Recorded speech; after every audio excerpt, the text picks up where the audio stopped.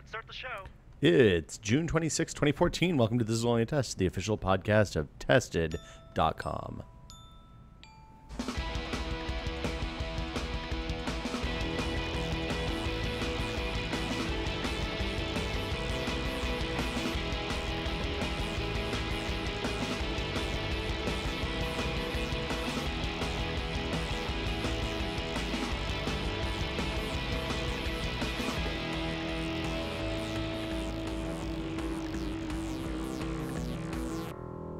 Hi, I'm Will. Hello, Will. Hi, Dave. Hi. Norm's here. We're being introduced right now. Are we allowed to talk? You're allowed to talk. I miss you guys. It's been like a month since you've been here. Yeah, it's been a while. You've been in this office period. Yeah. Today we're joined by special guest Dave Snider. It's me. Founder of Webhook, I guess so. primary instigator. Sure. Do you have an an original website? Troublemaker. Yes, in like 3 hours one day, and you made testicles. Rest in did. peace. Well, you made the testicles?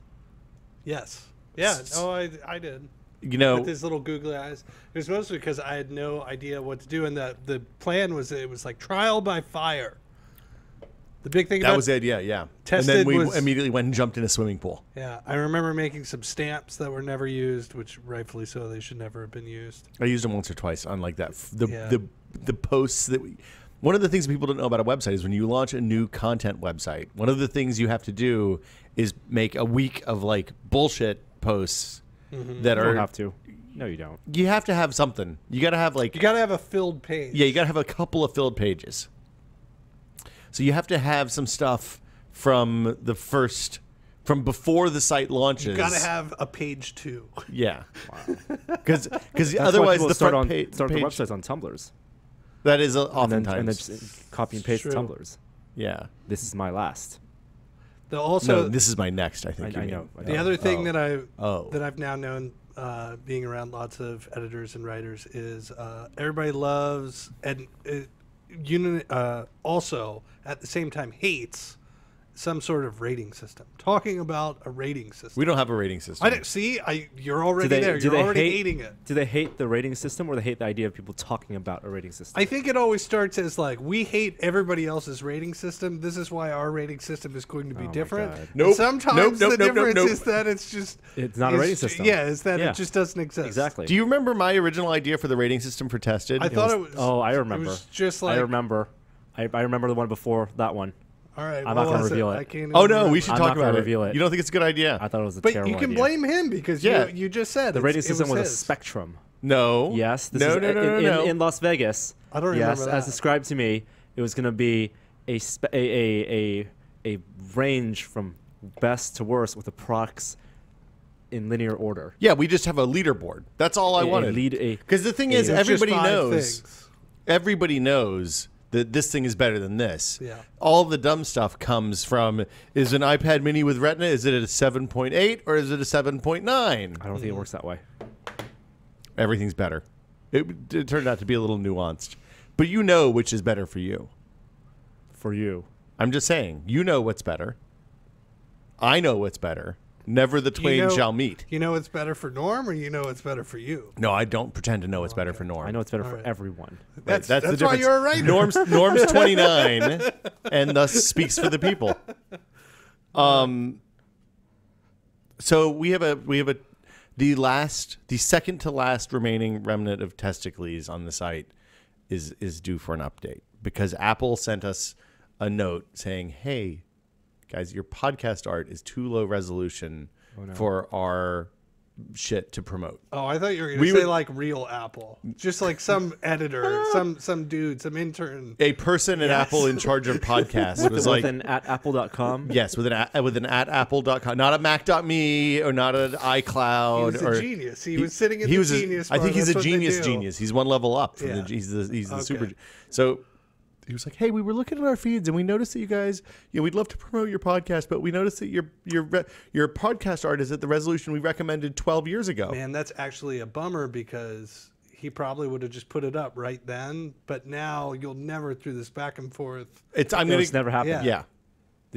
We've created too many hurdles. So And he's done his job by the courtesy email. the upshot is we need a new podcast square piece of art. Right now, it's the Testicles this logo. podcast. For this the one we're listening to, we have one for Adam. That's no problem because it's a photograph with a logo. That's taken care of.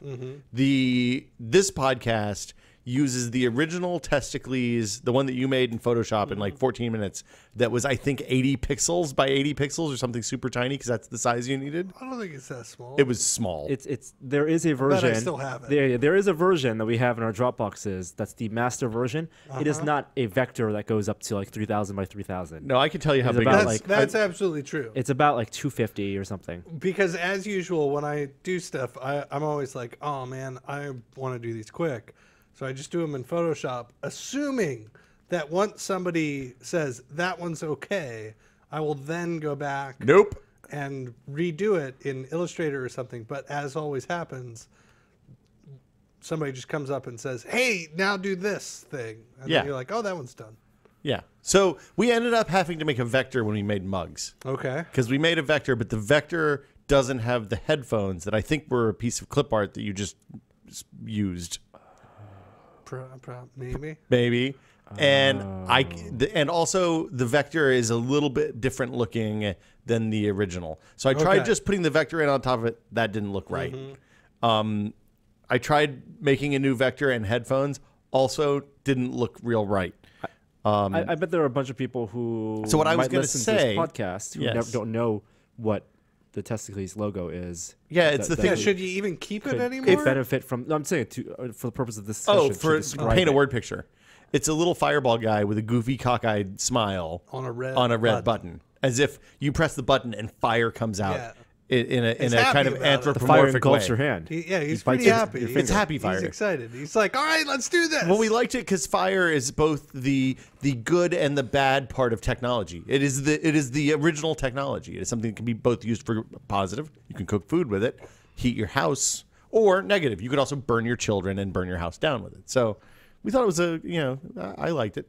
The upshot is we need a podcast logo for this podcast. So if you have ideas or would like to just hack something together real quick, there you go.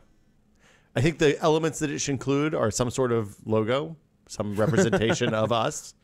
It should include that Norm and I are here more or less every week, and that there's a mystery guest because we have a rotating cast of characters. It's very specific. That's it. Does it need to be like you It needs to describe be the elements 1400 of- pixels by right, you 1400 describe pixels. readability? Is this something that needs to be Nope. read? In Oh a yeah, it needs to be square- read in a.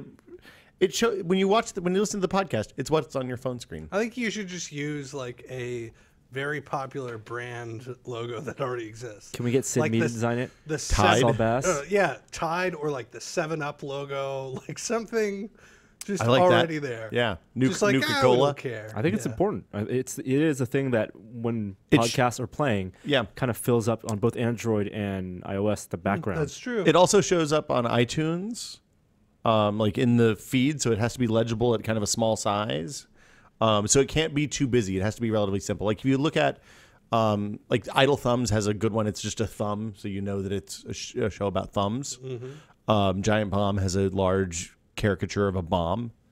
I'm trying to think about other podcasts. Like the ones that I don't like are the think ones that are just a Ian's- bunch of words. I think Ian's friend did the The Idle that Thumbs one? bomb. No, that Oh, bomb one. I think. he did. Conmuse, right?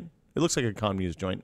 I I don't know if that's Ian's friend. See, I don't know. The biggest logo you made, Dave, was 229 by 220, and that's with a generous black border. What? Yeah, it's a little small. That's a JPEG. I've got an original. I have PSD the somewhere. PSD right here. It is. I've been trying to open it, but I upgraded all my stuff to the 2014 version of CC yesterday, and now I have to re-register everything. I'm sorry, 401 by 401. I met a bunch of Photoshop like actual engineers about Really? a month or two ago. How did that go for you? It was fascinating. As somebody who works in Photoshop all the time, Yeah. I was like, "You're one of the dudes that like the show up in the credits." Oh, on the thing that Because takes remember, 16 Photoshop minutes. would Yeah. always like just load Oh, yeah. up. Here's 50 people in size, 2 font. Was this because to celebrate the 2014 update? They were Creative just Cloud there was stuff? some meetup thing for designers, and Mike and I were like, "Oh, let's see what that's about." Be social. Right. So it was a mix of like, "Oh my God, how am I? I'm the oldest man in this industry, apparently." That was You're like 3 years younger than me. I know, that was half of the room. The other half was a bunch of like gray beard, Tiva wearing, on top of socks, Photoshop engineers, yeah. and I was like, let's go into this corner, and I want you to tell me everything. I have a list of grievances. It was really fascinating. The one guy used to work on PageMill. Wow. He was like the old founder of PageMill and got bought by Adobe and then worked on the Adobe team. PageMill is what became InDesign, isn't it? Wasn't it like a desktop publishing from the 80s? It was kind of like a front pagey thing. So pre Macromedia buy. Yeah. When you had like Dreamweaver. Yeah. Man, that cool. Dreamweaver buy. You know, when we went to that Adobe event last week, they didn't talk about Dreamweaver at all. Is it part of the suite? Oh, yeah. People still use Dreamweaver. I'm sure they do. I'm sure they do. I love meeting those guys because like a lot of the old Adobe engineers, I say old Adobe engineers, but the people in charge of Adobe products are kind of like the people that you imagine used to go to Burning Man and now bitch about it being too commercial and lame.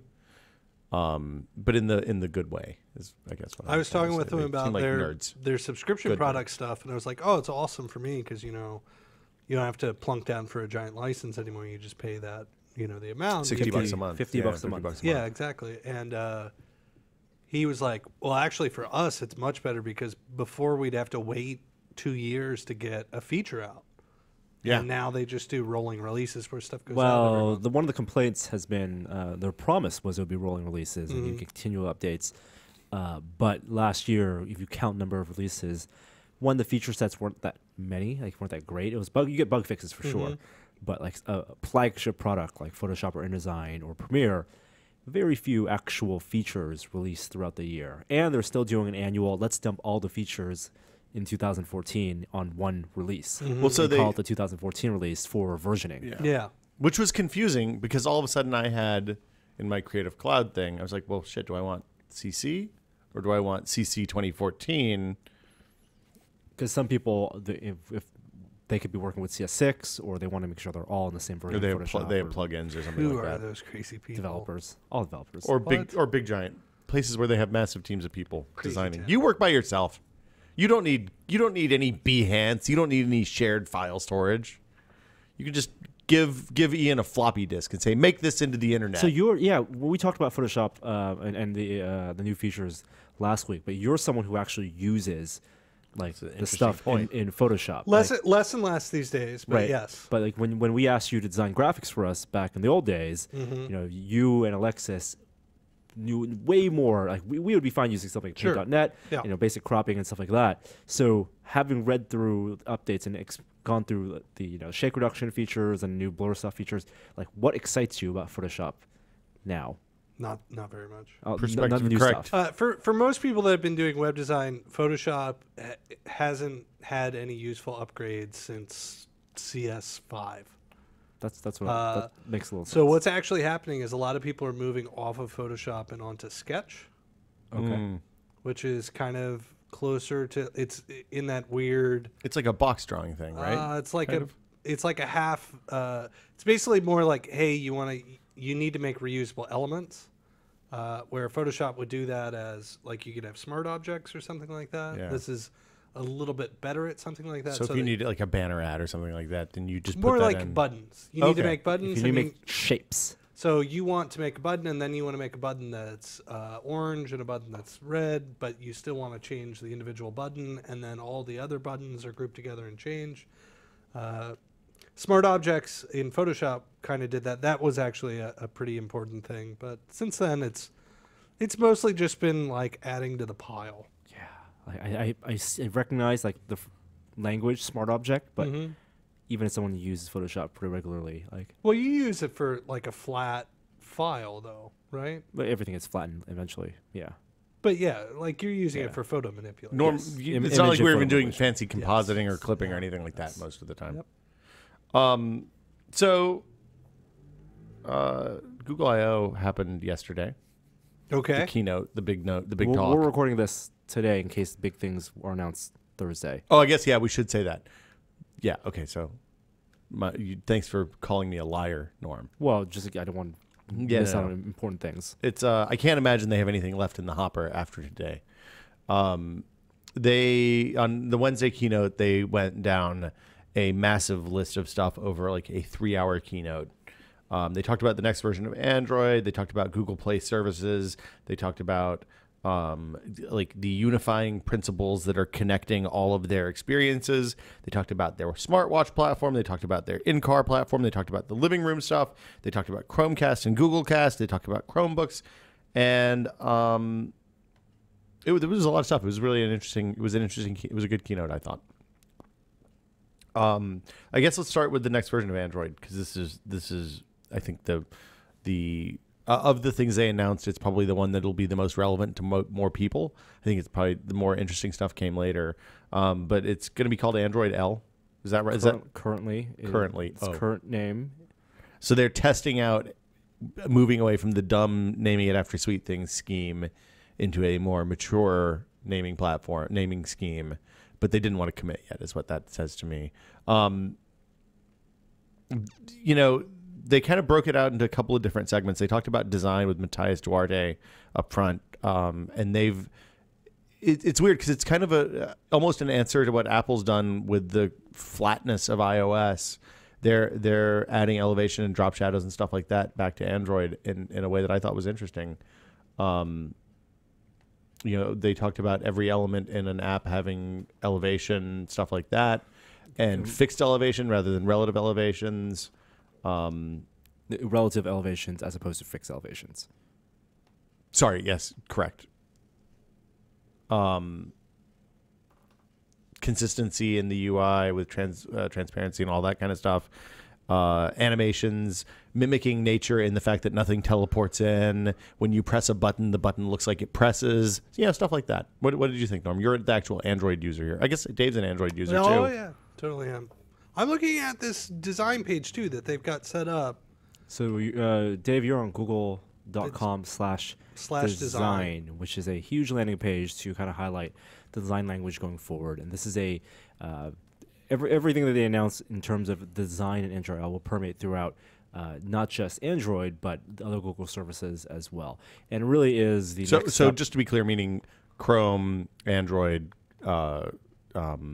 Gmail, all of their web stuff, web, mobile, iOS, all of the places you see Google services. This is the new design language for that stuff. And it's not like Google did not have drop shadows in Android before. There are plenty of drop shadows in Android and plenty of things, fake elevation.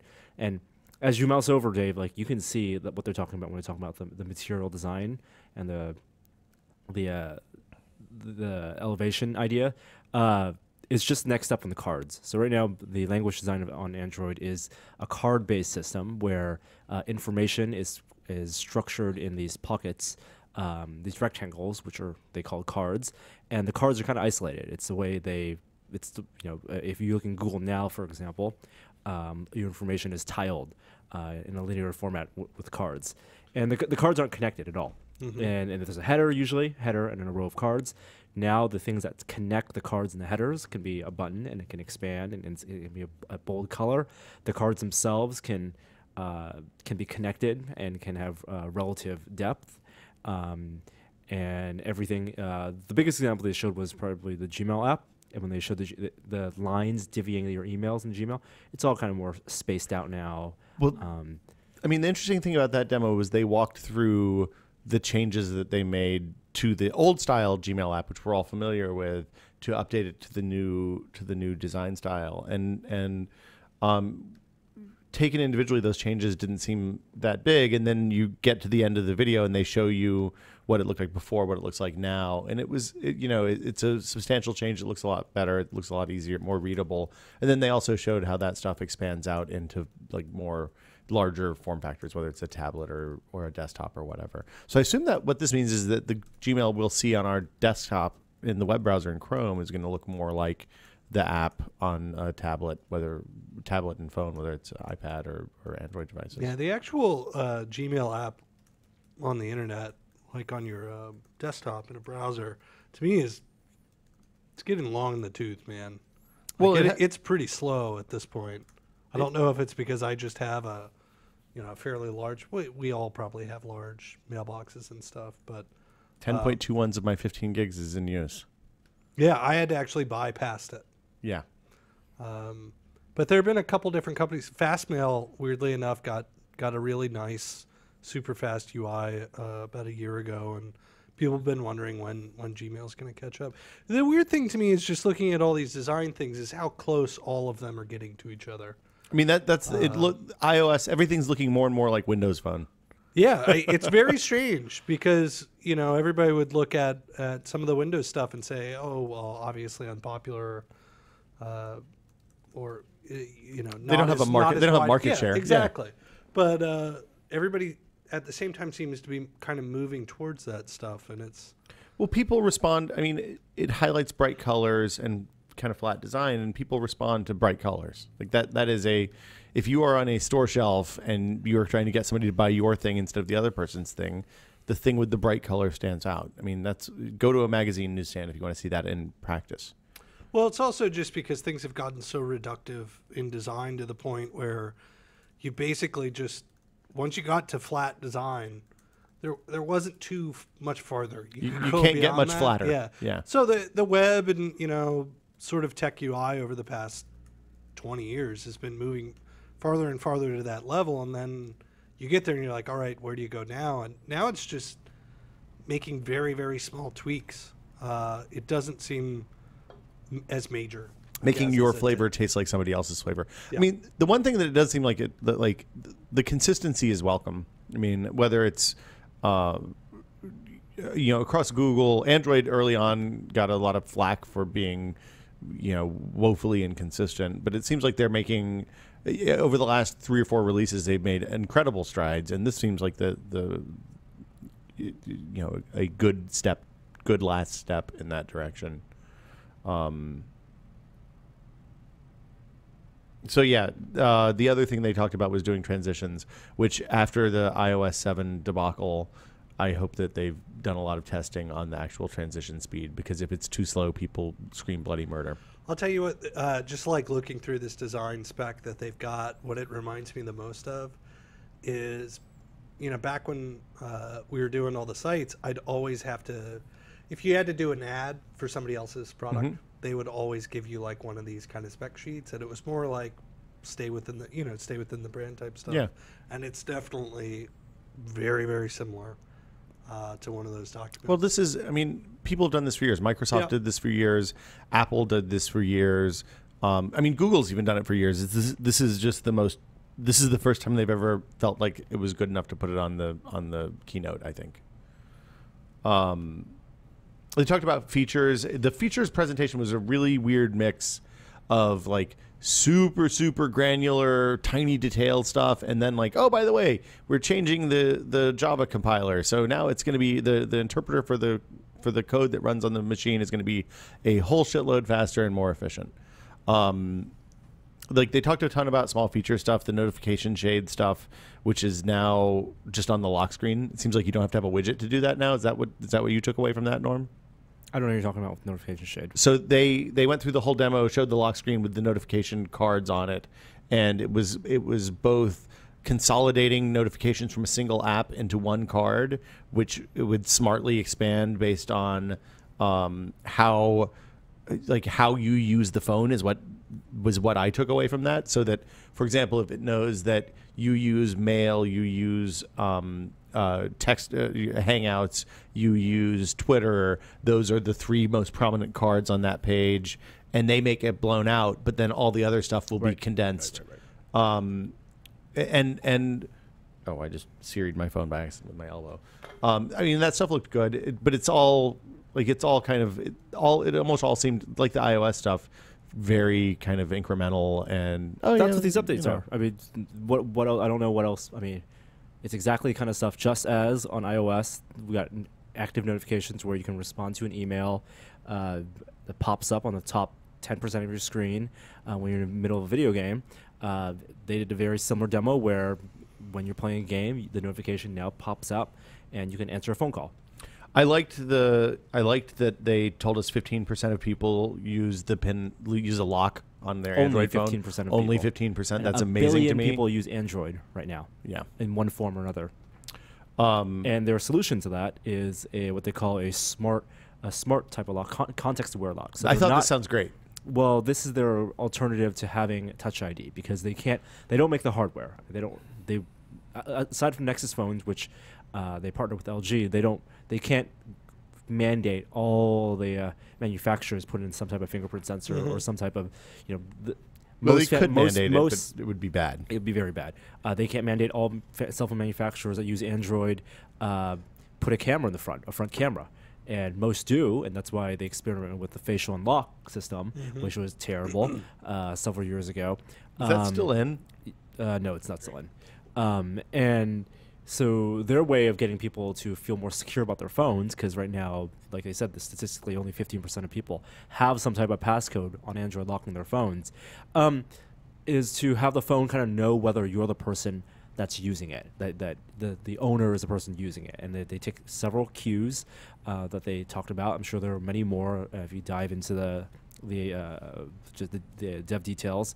But the Wi-Fi networks you're connected to, whether they know it's you're at home, that will kind of funnel and then give some identifier, whether I assume location information NFC, as well. Location, places that they think that you are, whether you're close to other devices that they know belong to you. For example, a watch, smartwatch, or some type of other NFC device. And all those things kind of loosen up the security. Voice print more. And are things that theoretically you don't have to think about. I'm a little skeptical whether this is going to work or not. And it seems so... It's to kind of offer that like gray area peace of mind but doesn't even approach the peace of mind of Touch ID. Like Touch ID is not unbreakable. Touch ID is, but Touch ID is convenient. It's extremely convenient. Yeah. But Touch ID offers a good baseline level of security. I think that this system that Google's developed offers more of the convenience, and they want to err on the side of convenience as opposed to security here.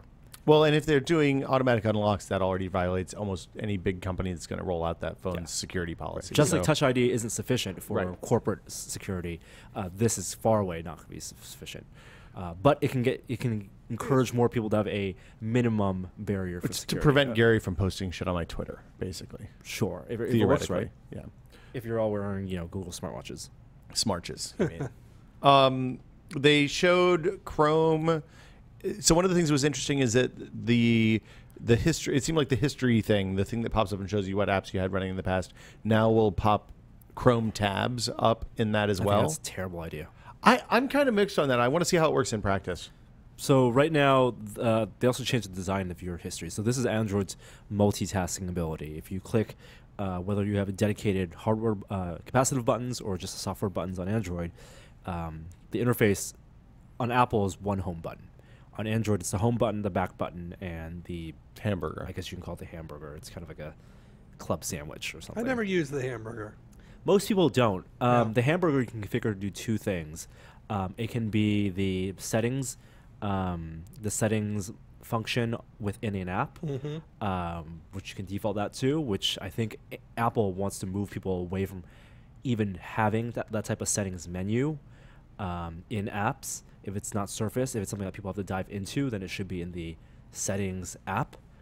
Does that make sense? Well, the settings app within iOS, so it should be in the iPhone settings app. So there's a tab within the settings itself. Right. So if you're in Facebook, and has to be a hamburger button that lets you change your Facebook settings or something, Apple does not want that in the Facebook app. If there are things that you want to change, tweak the Facebook app on a whole, they want you to have that in the settings app under the Facebook listing. A couple people wrote in after we talked about this a few weeks ago and said that they had people like at WWDC. They do kind of, here's our Google designers and engineers, and they'll run through your app with you and give you feedback. What multiple people said is that they wanted to remove, people use that hamburger menu in iOS as a, here's where I should put all the shit that I don't know where it goes. And they want to pull that out because usually that stuff you don't need. Yeah. Android or Apple wants developers to pull that out or be more cognizant of what Google kind of puts a button on the phones for that stuff. So Google has a dedicated button that you can make that you tap into the settings of whatever app you want The alternate way you can use that button is to be your multitasking, your task Right. switching, Yeah. which is how I have it. And that's the equivalent on iOS of double tapping the home screen. Mhm. And so right now on the current version of Android, on KitKat, if you tap that button, it is a listing. And it shows you, on the left side, the name of the app, and on the right side, kind of a card logo and an icon also of that app. And when you have Gmail there, Chrome there, Chrome itself is one one slot, bucket. takes up Yeah. one bucket, and you can launch Chrome. And Chrome itself has multiple tabs. So if you go to multiple tabs, it's actually a different type of tiled card view where you have your drop shadows layered. Now they're kind of merging those two, and it's almost like Windows 7 when you press Windows Tab and used IE. All your tabs in IE were part of the Windows Tab that you could cycle through along with your other programs, your other windows. But I think the way people work mentally, they think of Chrome as a bucket, and they don't think of your individual tabs as individual apps. I mean, just as a kind of philosophical point, though, I like the idea that they're saying, okay, web pages are as important as apps in the way people use these devices. I mean, they have to have data I think they can be on why people use this. So if you're looking at stuff you've been through recently, why not put that stuff up front and center? Especially now that the mobile browsers are basically like my mobile browsers on my devices are basically infinite tab lists at this point because it always opens a new tab and it never gets rid of the old ones anymore. Yep. So why would you want that not to be go back all through listed? the history? I don't know. I think that sounds pretty good. Because if That's a lot of clutter. when I do when I multitask on my iPad, what I want is the thing I was in most recently. And if the two most recent things I were in were two different web pages, I'm okay with those two things being the first two things I see. Here's what I think would be cool: is if you had something like that, and the browser, did the equivalent of your desktop where it's got your favorite sites or something, which none of us really use all that often. But in a mobile device, it could actually make sense if you just opened up your Chrome and you could just swipe left to right, and all it did would just go to the sites that it assumes that you normally like, which it's probably pretty They already accurate know, on. yeah. Since you already have back functionality and buttons already in there, that might be because most people on their phone, they're just I really snapping through wanted stuff. What? And you mentioned back functionality because the back button, and this is on both Windows Phone and Android. It's a source of consternation because it works within app and also on the OS level as a whole. So if you are browsing, and logically you can train your brain to work. So I will give you an example of a sequence of events. You're in the Facebook app. You click a web link in the Facebook app that launches Chrome, and that gives you that website. Let's say it's tested, and then you click a link on the web browsers because you're now still in the Chrome app. Yep. And you click another page. Now, if you click back, it will logically you go back one page. But if you click back again, that's the first page.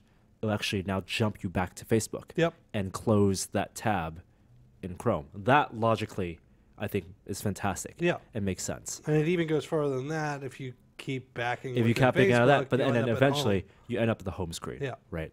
I've always wanted the forward button, and I want it to be like a shift back. So I just wanted to. So you can go. So you can go the forward, other direction. And you can hold there in Chrome. You can go forward if you click the hamburger, and So my hunch is that this. if you click the hamburger, there's a forward arrow. But I want a long press on the back button to be forward. My hunch is that this new change to the way the multitasking stuff works is going to give you make the back button a universal back button instead of a sometimes in the app back button, sometimes in the OS back button.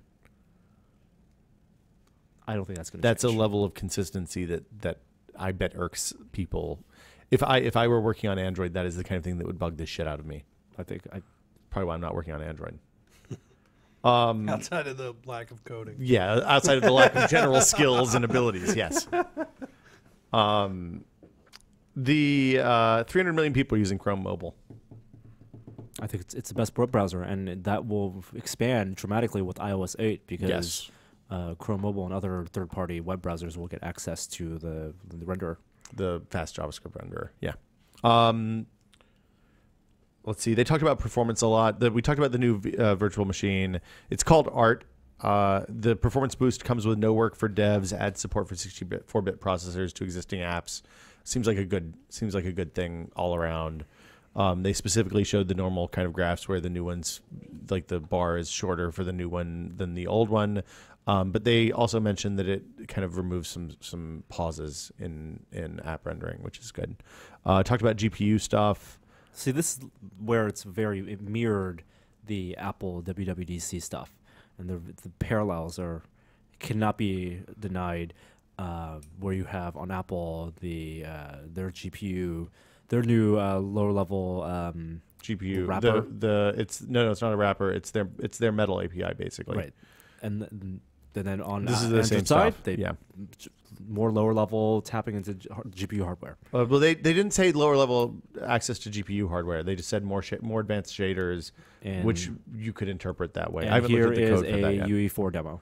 Yes, That did not work that well. do you think the demo didn't work that well, or do you think it was flashing? I think the demo didn't work. I think the demo failed. Oh, really? I thought it was. You think that it was supposed to play that Frogger game at the end, or you think you're just talking about the screen blanked during the video? The blinking was not intentional. I assumed it was just because it was plugged in through a lot of press conference AV stuff, and they had like refresh rate or scanline issues or something. That was terrible. It was bad. They were running on NVIDIA hardware for that. And I think later on they said they were running actually on their dev kit version of the Android TV, which we'll talk about in a little bit. They also talked about battery tools. They had a name for that. I don't remember what it was.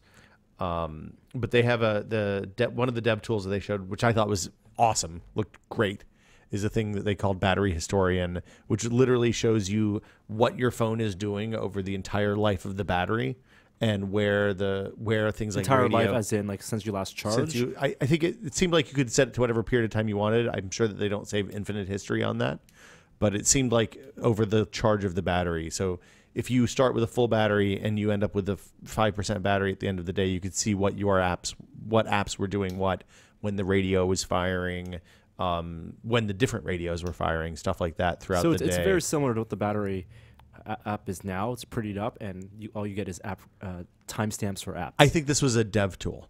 This is not a dev tool. That's in the OS? This is OS. Oh, wow. So right now in Android OS, and this is a fundamental difference between Android, Google, and Apple, is that Google, the very, very last thing Google wants to expose is memory usage and battery usage over time.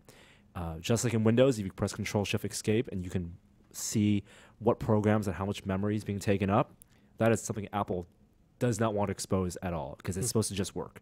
iOS is smart enough to disable apps within a deeper sleep mode, and they don't even want you to manually double tap the home button and swipe away your apps and force them to restart, which actually hurts battery because then you have the energy it takes to restart it when you to come reload back, the yeah. apps. And some apps takes more. But on the other side, hand, on the OS X side, they do actually give you that. When you click on the battery meter now, it shows you which apps are using more battery than is. I'm talking about iOS. No, I'm just saying, like Apple handles it differently on different platforms. Sure. On iOS, they will not tell Black you box. anything. It is here is a percentage indicator, which is it default now? It used to I be don't think never it's the default. Has never been a default. But they don't want people to worry about battery. They just want to say we have long battery life. On Android, Google has enabled over time in KitKat lots of battery use information. Right now, current version, you get a chart over your lifespan and your battery, and you can see in the chart when it's in the life.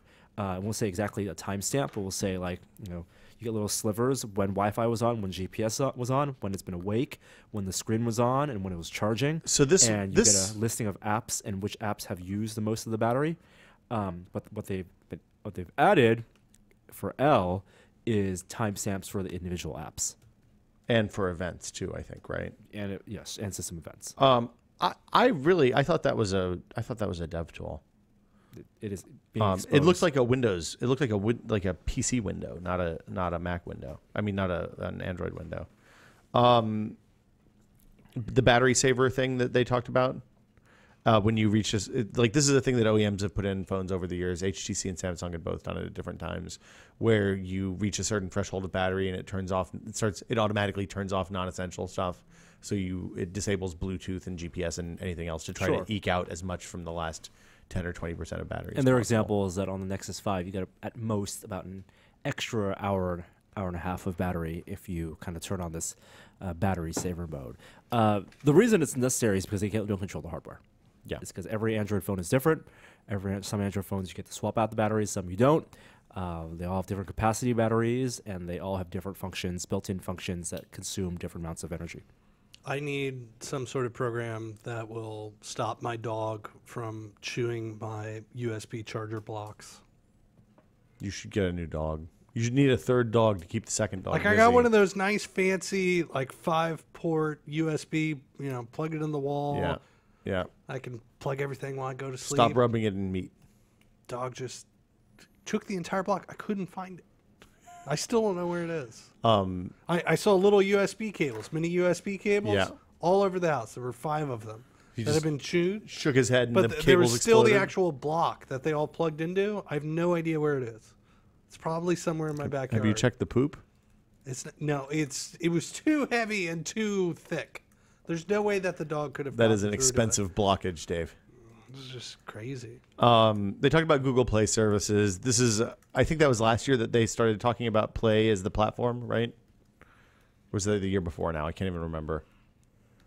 In terms of Google Play services, this is where, if you look statistically, only about 15% of all Android, and Apple poked fun of this at WWDC, 15% of Android devices have KitKat. Are running the latest version. Running the latest version of KitKat. I think it was just running KitKat, but yeah. And the idea that Google has said is that while these top level features and the design changes will make it on the major releases, what really matters is Google Play services being updated. And they said statistically, I think it was over 90% of Android devices have the latest that run Google Play have the latest Google Play services, which means they can download the latest like Gmail. Well, it's a ton of stuff. Yeah, I mean, it's the stuff that you actually use and the stuff that you want improvements on that are independent of, in a lot of cases, having the new GPU support doesn't matter. I think this is a really good way to do it. I love the idea of breaking out the services part of the phone and the shit that's tied to hardware. Because if you think about it, if you don't have a 64-bit CPU in your phone, you don't care, or a GPU that supports the new advanced shaders, you don't care if you have access to that stuff on the OS level. That's irrelevant to you. But you do care that you get the latest Gmail features and the latest YouTube feature and the latest Google Drive stuff and the latest, map updates, all that stuff. So I'm a big fan of this is a theory. They said they were shipping new Google Play service updates every 6 weeks, which is great. That means that we'll probably see the updates, the design updates that Matthias Duarte talked about today before L ships, or we could at least conceivably. Do you see as much innovation? Because you've had your Android now for like a year, right? I've been on Android for over a year and a half now. Yeah, and I've been on it for a few years. But it kind of seems that they're getting close to hitting the wall that I kind of felt iOS hit, 2 years ago, which is just that there's not any game-breaking changes now that are happening. The performance changes are happening. That's a good thing. It is a good thing, but these sort of things just end up being kind of smaller and smaller. Well, this is what happens as things move from being new categories to commodities, right? That's part of the evolution true. of the product. And the things on the phone side, I absolutely rate design changes and speed changes, and not groundbreaking features per se, but the unifying of design language between and within apps between Android phone and Android tablet, and unifying that design so they expand properly, kind of make responsive design, better responsive design, is a big thing for Android. Because you're talking about different screen sizes and plenty of different resolutions.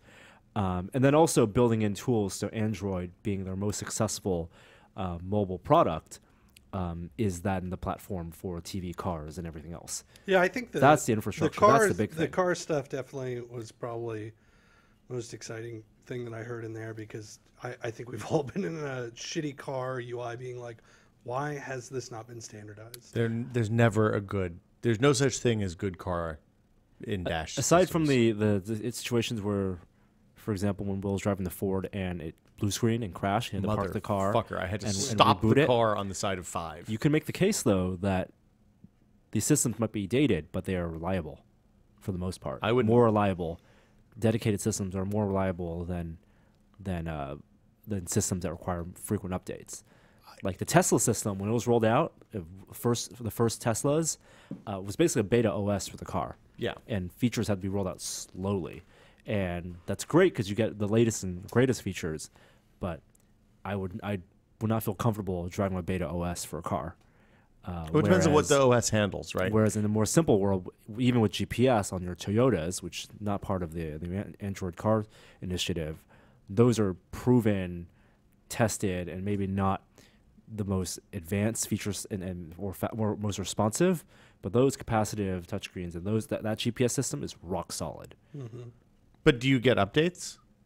You don't get map updates. You have to buy them. You have right? to buy them. Yeah. I mean. Well, so this ties into the next thing. The next stuff is all about the not phones, not tablets, not computers, Android, and where it's going to intersect with stuff that you use all the time. I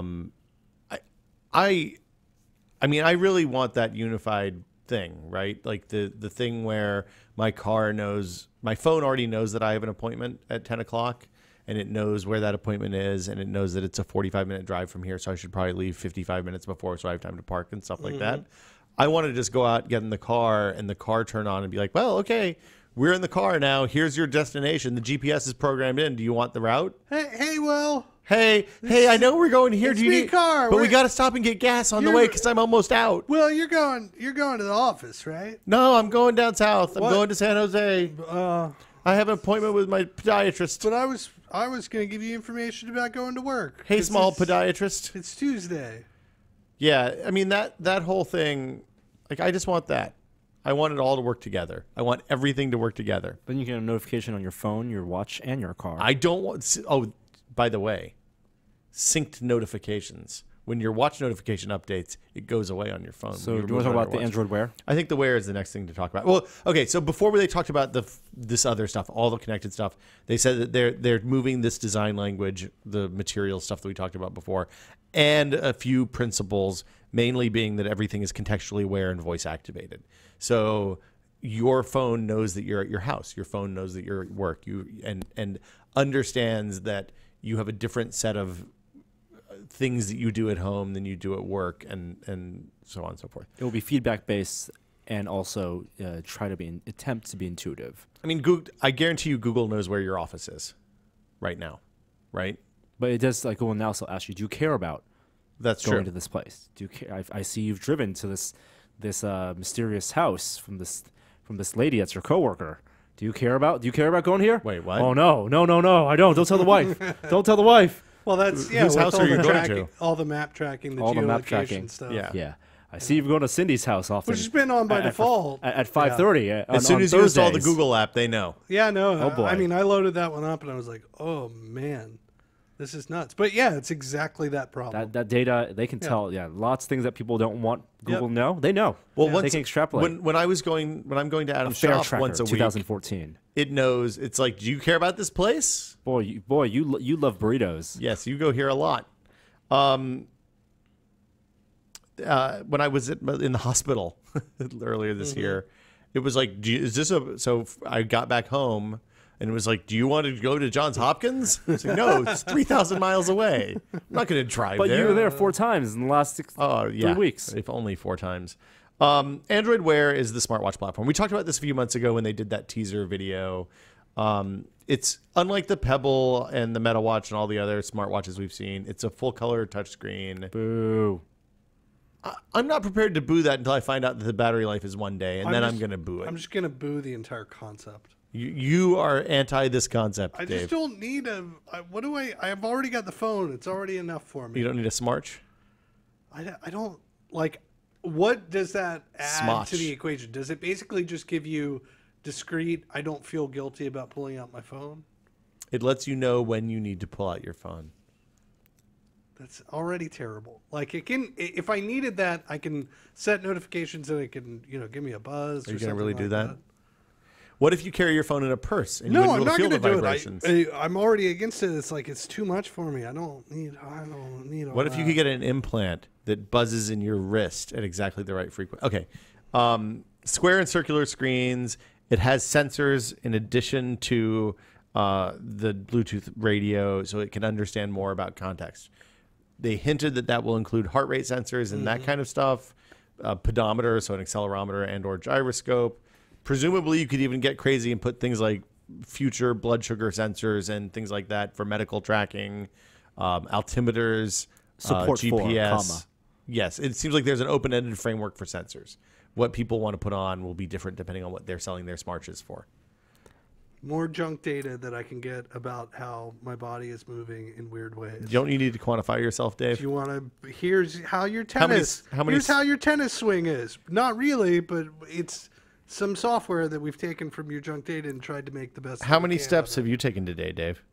I have no idea. The Not three enough. pieces of hardware they talked about, two of which can be pre-ordered today: the LG G Watch and the Samsung Gear Live watch, which is a rev of their Galaxy Gear. Okay. Are all color screens, AMOLED in some cases, about an inch and a half, a little over an inch and a half. And for Google's to support Android Wear, I don't think color screen. I don't think it's mandated. I certainly hope it isn't mandated. I can't imagine that stuff would look any good at all not on a color screen. Battery life is a big concern, but Yeah. microphone is the primary interface, and the big difference between how this system differs from the Pebble system is the Pebble is primarily a one-way information dump. Mm-hmm. The Pebble screen, which Will and I forgot mine. It was on the charger this morning. I'm wearing right now, is a small grayscale 96 pixel by 96 pixel, which is limited, but it is a square version of the notification bar that drives out, and things that pop up on your phone's notification tab, whether they're on iOS or on Android, show up on the Pebble. And so, like Will was saying, the idea is that if your phone's not on your person physically, if you're not holding it, if it's at a table in the meeting or something, in a bag or something, and notification pops up, whether it's a phone call or email, you can then glance your watch like you would glance for time, which is socially acceptable, and not have to pick up the phone. I guess I'm saying I would start using it when it can actually be a replacement that is smaller. So it's none of these ideas are replacements. They are accessories for the phone. The phone is the portable computer. The phone eventually will be, it's embedded in our spine or something, right? So the Google version, though, does so many more things that the Pebble doesn't. For example, it does the music controls and whatever. It has the microphone, so you'll get your Google Now. You can make Google searches, like the things that Google Glass could do. You could the thing that it does that I'm interested in is it lets you Google things without having a phone out. So you can go up, you press and hold, and you say, "Okay, Google, how many licks does it take to get to the center of a Tootsie Roll Pop?" Are they making them in Star Trek badges? That would be amazing. So it is the Star Trek badge, and just like in the if you think about the Star Trek analogy. Google's always said they want to build the Star Trek computer. They want to build the computer that you can talk to.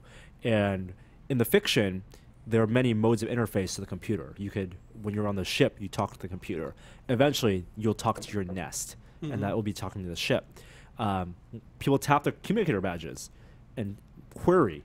I want the Spock's smartwatch. hood. The smartwatch, the Android Wear, is the communicator badge, in that you send the query to the smartwatch. That gets piped to the proxy device, your tricorder, your phone, and then that gets piped to the computer. I want a Zardoz ring. I just realized. I just remembered the 3D holographic display. It's just the computers that are on my ring, and then I don't need to carry all these displays around. It'll just pop up in front of me. So the advantage that Google Android Wear has, one over Pebble, is that you can create reminders. You can do all the things that you could do in Google Now. It's a proxy for Google Now without having to open the phone or a web browser. These are things that Apple cannot do. Apple has Siri, but Siri's not very good, guys. Siri is a Turing is like a chatbot, more of a chatbot that taps into databases, third-party databases, Wolfram Alpha, and Shazam, and Yelp and Shazam, as opposed to Google, which has the knowledge graph. Sure. And that is that is a strength that Apple is very afraid of right now. And I mean, and here's the thing: is if you could tap Siri into Google Now, if you could use Google Now instead of Siri on your iPhone, if you had a choice, everybody who knows what Google Now is would use Google Now. But it wouldn't be, because the language recognition, the processing, that data is valuable to Google. The very act of using Google Now makes Google smarter, and the very act of using Siri trains Siri and makes Apple's product and service smarter. So if you look back at WWDC and all the HomeKit stuff and all the stuff they're opening up to developers, they have to be really generous with the kind of access they're giving to their developer side, because they need developers to give Siri and to give their data centers data free and throughout their the hardware ecosystem, so that they can start building their own comparable knowledge. Are there API hooks into Google Now voice stuff? Can you do voice commands for stuff that's outside Google on Android? No. So the other thing that's interesting about this is Google Now is part of the Google Play stuff, right? So it gets updated more frequently than the core OS. So Google, presumably, Apple will iterate on this once a year. Google can go every 6 weeks, or as fast as they can crank out releases with the Play services. Well, Google updates. Now can get smarter and more accurate without any app. Yeah, and so can Siri though. And yes, and all Google Now, when the updates happen, it just means that they can offer more types of information, contextual information. Right. They get the cards, you get more cards. All it's got for me is the pizza places I call. Well, I use mine to send text to Gina and stuff like that. I use it to. I love the hey, how long does it take me to get home? So I think that's one of the reasons that we haven't seen an Apple Watch yet, because they know that the watch being a way to tap into the phone, there's just not much you can do. I'm still kind of unexcited about watches. It's an accessory. It's the accessory doesn't gain much. It just becomes a gimmick for the main technology. Well, so the neat thing about this is that it seems like it has some. It's a real device, like it's not a standalone device. But unlike the Pebble, which is essentially a dumb terminal, this seems like it's one tier higher up. The thing that worries me, though, is that they were talking about apps on the phone automatically installing the wearable version of the app on the device, and that is something that I absolutely do not want. Why won't it be the same app? It will be built into that app. But I don't want every app on my device to have access to the watch. Like I have a ton of, I have EA games on my phone. I don't want any EA bullshit on my watch, because that's the last annoyance I need on something that hangs off my wrist. I presume you'll be able to configure that. I would assume you can, but I mean, like that kind of stuff. Yeah, but if people aren't setting locks on their phones, imagine how many people are setting their notification systems. One thing we learned when we were testing the Pebble is that annoyance of your wrist buzzing and that stuff will force you to configure your notifications. It took 6 hours. And that pruning is a good thing. Yeah. And now I'm much happier. I'm a better person. The LG and the Samsung one are both on pre-sale today. I think in stores July 7th for pre-sale. At retailers, $200 for the Samsung, $230 for the LG. For what it's worth, I thought the Pebble Steel as a watch looks nicer than either of those devices. And that Moto 360 thing is ridiculously large. At least, unless they had a child on a child's wrist, it looked like a sundial. Is there on a your Casio wrist. G-Shock version? I wish. Don't you want the Flavor Flav around your chest? That you could do the Moto 360 with. Oh, I'm late for my flight. I think you just put the actual phone, and put a chain. Or it's what was Twiggy's, the guy that Twiggy carried around on Buck Rogers, Doctor. You guys are both too young for this. Yeah, you actually just beat me. Fuck. They also talked about Android in car. Android in car. They hinted this earlier this year too. It's basically remote desktop for your phone onto your car's dashboard. So the car has very little actual logic or processing. So as you upgrade your phone, your car will get the same upgrades. You don't have the problem that smart TVs have, where you buy the TV, 6 months later they release a new version with all better apps, and you're stuck. And it seems kind of good. It's just different views for the same Android apps you've been using, Maps, etc. Like I'm like this is a thing that I will look for when I buy my next car. Right, I want this to work with whatever phone I'm using. Now the worrisome thing is that there's two arms. There's the Open Automobile Alliance or something like that, which is Google. It's Google and 40 partners. The OA. Yeah, the OA. Yes. Whatever. It's Google's front is open something or other. Okay. Apple has a different standard with many fewer partners. And it's seemingly never the twain shall meet. Now, what I want is to go to the car dealership and say, okay, this is the car. Because I'm never going to change what car I buy based on this. What I want is to go to the dealership and be like, I want the Apple version of the stereo. You know how you know which one it'll be? It'll be the one that just has the glass bubble as the top of the car. The Homer. Yeah. Yeah, or the Homer, or the You Jetson. could buy the Apple one, but the Google one is subsidized, and you get free stuff with it. You get $100 Google Play credit. I think I'd be really excited if somebody could take the actual steering wheel and get rid of all the crap buttons on it and replace it with a button. Well, the whole point of this is that you use the crap buttons that are on the steering wheel to control your phone. Well, that's what I'm saying. Get rid of that part. The exciting thing for me is with all the Google Now stuff is that if you just gave me a button that's just like, now I can talk and use that as my mechanism, that to me is more exciting than bringing my phone to my face and saying, here's what I'm going to do. Right. But then you're talking about voice recognition and kids be quiet. I want to increase the volume. I want to change the song. Google, change the song. Google, change the song. We're driving through poor reception. Nope, can't change the song anymore. If there's anything that using touchscreens have taught us, it's that some devices, some interfaces require a knob. Some are okay for touchscreens. Just add a knob. And some are okay for voice. Yeah. Some are okay for voice. I found that very disingenuous at the beginning of this whole talk when they were talking about how dangerous it is to use your phone and drive at the same time, as if the geniuses at Google have no way to solve this problem of people driving and using their phones at the same time. Or driving their car. Right. We can't drive a car in an auditorium with 6,000 people. But why couldn't the car drive itself? I was expecting the car to parachute in from a dirigible. And Optimus Prime. Yeah, Oh my God, exactly. Transformers tie-in. Right. Hello, the movie comes out on Friday. Why didn't Yeah, Optimus Prime done. integrate with Android? Where you suddenly have to sit through like Grimlock. 3 hours of the demo. Like it suddenly just becomes much longer. It's a 2-hour and 30-minute Transformers tie-in. Michael Bay is there and then just walks off stage 3 minutes in. Perfect. There's 40 partners with the Google initiative. There will be cars that support this later this year. I'm super interested to see what cars they put this in, because there's Kias. I mean, I think they're going to start with Audis. the low end and go to the high end, or are they going to start with the high end, go to the low end? How much longer do you think you can buy a stereo system in your car at a Best Buy? They still sell a lot of them. A lot. Really? Aftermarket, it's big. Yeah. Well, because Even though all the dashes are so custom, like you can barely fit them in. like my they car, fit on you top. can't. Some of them you fit on. There are places in the dash you use, just like you would mount a tablet. You can mount the interface. Or you get a whole separate, like if I wanted to replace the stereo in my car, they sell center consoles that replace the weird molded in thing with a DIN sized hole. Given that of the billion people who use Android, and we're not talking like more than a seventh of the population, or almost a seventh of the population, and how many of those people know how to actually tap into these Google advanced features outside of the tech crowd, for example, are aware of the things that Google Now can do for you and the ease of using voice for Google Maps and services.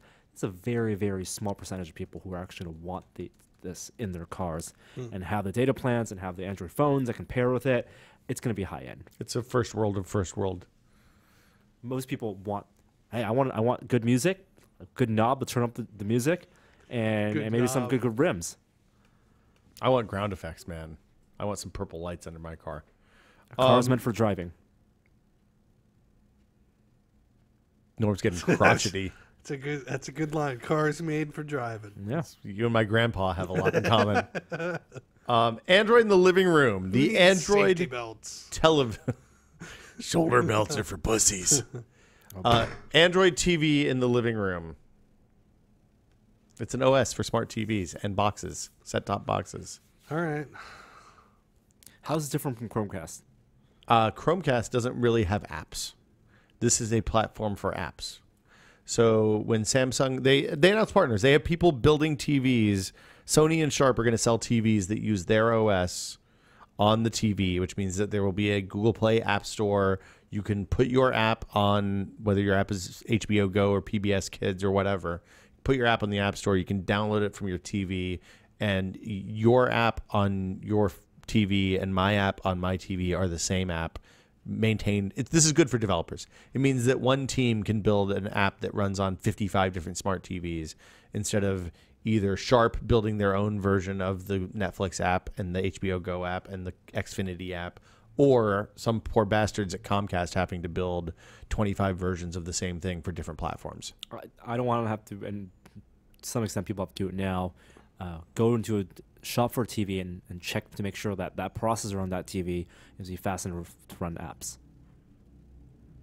That's the last spec I want to have on my TV, which unfortunately is something we're moving toward. I wonder why they aren't doing the same thing they're doing with the car stuff for this, where it's essentially a remote interface for your other device. Just a stream of whatever's. Which would be the Chromecast method. Kind of. The Chromecast method is a little different, though, because the Chromecast is essentially just a handoff. Hey, here's the stream I want you to play. Hand it off, and then the phone is off. That's why there's mirroring. That's why there's now Android mirroring on Chromecast. And the Android mirroring, just like when you run the Chromecast apps, which aren't real apps, but some apps like Plex, you can pipe to Chromecast, and it's not a mirror. It knows it's smart enough to know that I'm piping to a Chromecast, and reformats the interface for the TV. This is what I don't understand, why they don't just do the Chromecast. Why the TVs don't just come integrated with the Chromecast, unless the TV manufacturers wanted to have more ability to customize stuff. Like, I think they want to have, Samsung wants to have their Samsung content joint where you can go download awesome Samsung specific content. I think everybody just races. They see that it's a market that exists that isn't well served at the moment. So everybody's going to go and say, "Oh, I'm going to try and get in here," and each one of the companies are going to try their best to do it. But I'm a little disappointed because, I think a lot of people on their TVs either do not who cut the cord. Dave, you don't pay for cable. Nope. But you have a TV. What is the device that pops up? What is the menu and interface that pops up when you turn on your TV? What is the default device? PS3. Okay. Which is great. And so you have the PS3 load time, you have the PS3 interface, and it's a menu system, whatever that menu system is called. Crossbar? Sure. Yes. X-bar. Sounds like a right. fitness accessory. Yeah, but yeah. It's CrossFit bar. Yeah. And that gets you relatively quick access to Sony Store, either playing Blu-ray or playing games or local media. Most of the time, yeah, it's just Netflix, going straight Amazon, to Netflix Instant. or Amazon. Yeah. Right. There are good portals. Chromecast has been so far a great default front end to when you turn on TV for me. Oh, so like you're using that and you're sitting in the bed with your phone or something, and then pipe up whatever you're watching, YouTube or piping whatever, or from there switch to the Blu-ray player, or from there launch the built-in Netflix on the TV. The Chromecast default screen is a pulled wallpaper right now from some public domain thing. That is an opportunity for information for you want your phone lock screen on that screen. Or I want to be able to throw up widgets or Twitter feed Back to or the Future weather too. Or something. Super easy for Chromecast to do because it has internet connection and video feed and doesn't need to, and it can just pipe in. It can even be rendered remotely and just pipe in. That is a wasted opportunity, and I was hoping that they would introduce something for Chromecast. Can I make an argument in favor of apps on the TV and not just a dumb terminal for your phone? Sure. If you have a kids watch TV. I don't want my kid to have a smartphone or a tablet, but I do occasionally want her to be able to watch TV. She's too young to do it on her own now, but in the not too distant future, there will be a time when you want her to be able to use a television set without having to use a phone or tablet or whatever. That's why PBS Kids is always on that demo. Anyway, you can put your own wallpaper up on the Chromecast. Using the Chromecast as just a thing that you have on while your TV is left on seems like the most wasteful, inefficient waste of power ever. You don't need to leave your TV on, but it's as opposed to the TV being black and saying HDMI 1 in the corner and looking for signal. Oh yeah, that would be nice. That's the thing. That's where we get back to my Zardoz ring. I've never seen Zardos. It was just a ring they wore, and then it could just bring up the message. Really? You can cover it up. That's So it's like a smartphone. I just want my device without a screen. Yeah. It's just give me the Google Now bet. Can you hold up your eyeball and it just blasts the image right into your eyeball? No, you just throw it up and it'll just give me a little holographic display, or could give me some. You sort don't of ask for display much. it. Do you have to wear the outfit, the leather thong thing? No, Okay, that's good. but it could give me like my little messages, all that kind of stuff. Is Zardoz worth watching, Dave? Yeah, It's a good movie. it's interesting. Okay. It's all right. Okay. I would recommend. I rewatched Rollerball with Ian about. Now, a month Rollerball, ago. that's a fine piece of film. Sci-fi. It's We're good not talking sci-fi. about. You're not talking about the terrible 2010 remake. No, Okay. I don't even think it was 2010. I think It was probably 2008 or 2001. 2005 or 7 or something like that. It's old. Yeah. They have 10,000 apps in development for Google Cast. Is it Google Cast or Chromecast? The Android TV is going to support Google Cast. That's what they said. I assume that Google Cast is what they're calling Chromecast now, because they said that and Chromecast almost interchangeably throughout the thing. I believe that's true. I love the way Chromecast works, because I love the way that you can keep using your tablet or phone or whatever after you send something to the TV. That is as it should be, I think. Building Chromecast on the TVs it's a $35 device. It would be even cheaper to. $35 is an incredible amount of money for a TV I am manufacturer so to spend. I'm so confused by their naming of the Chrome brand. Yeah. Like it is the Chrome OS, the Chromecast, the Chrome browser. It just it's super lost to me.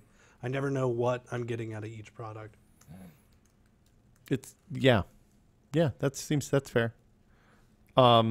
They have apps in development for Chromecast apparently. They have discovery apps on all 3 platforms for apps that work with Chromecast. Do you have a Chromecast app on your phone or tablet? There's a Chromecast configuration app. I'm saying, but do you have that on your phone or tablet? I just did the default Chromecast configuration thing when I set I mine have it up. on my phone. Okay. Can you do the remote turn on for the TV with the app? The CMCA or whatever it is, where ECMA? do not believe so, but I'm not sure. I'll check that right now. That would be awesome if you could. And the mirroring stuff you talked about, I think that's good. They're adding more backgrounds. They're going to let people bring in backgrounds, like developers add backgrounds. And you don't have to be on the same Wi-Fi to do a Chromecast share now. It'll look at you locally and be like, hey, you can Chromecast to this thing that's in the same area as you if you have the PIN code. I assume it does that with audio or something. I don't know. It is what that Nexus Q thing wanted to be. Mm-hmm. It's the good bits of the Nexus Q.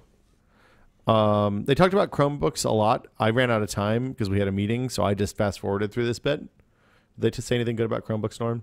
No. Yeah. It seems like it's the new netbook. They're getting adopted by developers, web devs. As like test platforms or because they're masochists? No, they're actually, a lot of people are doing it as as sort of there's a lot of ideas that basically development can move off of the individual computers, and you could just use a display to actually, there are a couple sites, Coding with a K is one, that basically allow you to have kind of full IDEs in your browser. Oh, so instead of you having like an IDE and a web server and stuff like that that run on your desktop machine or laptop or whatever, you go do that on a web platform. Yeah, you're spinning all that stuff up. So that's interesting.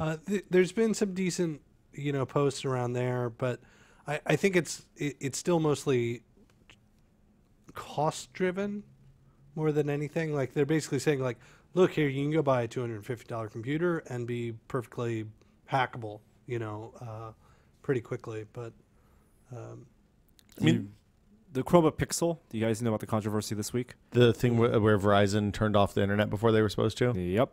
What happened? They they sold the Chromebook Pixel last year. They announced it. I think probably, I still suspect earlier than they wanted to. And that was their high-end one? It's a $1,000 Chromebook, yeah. $2,000.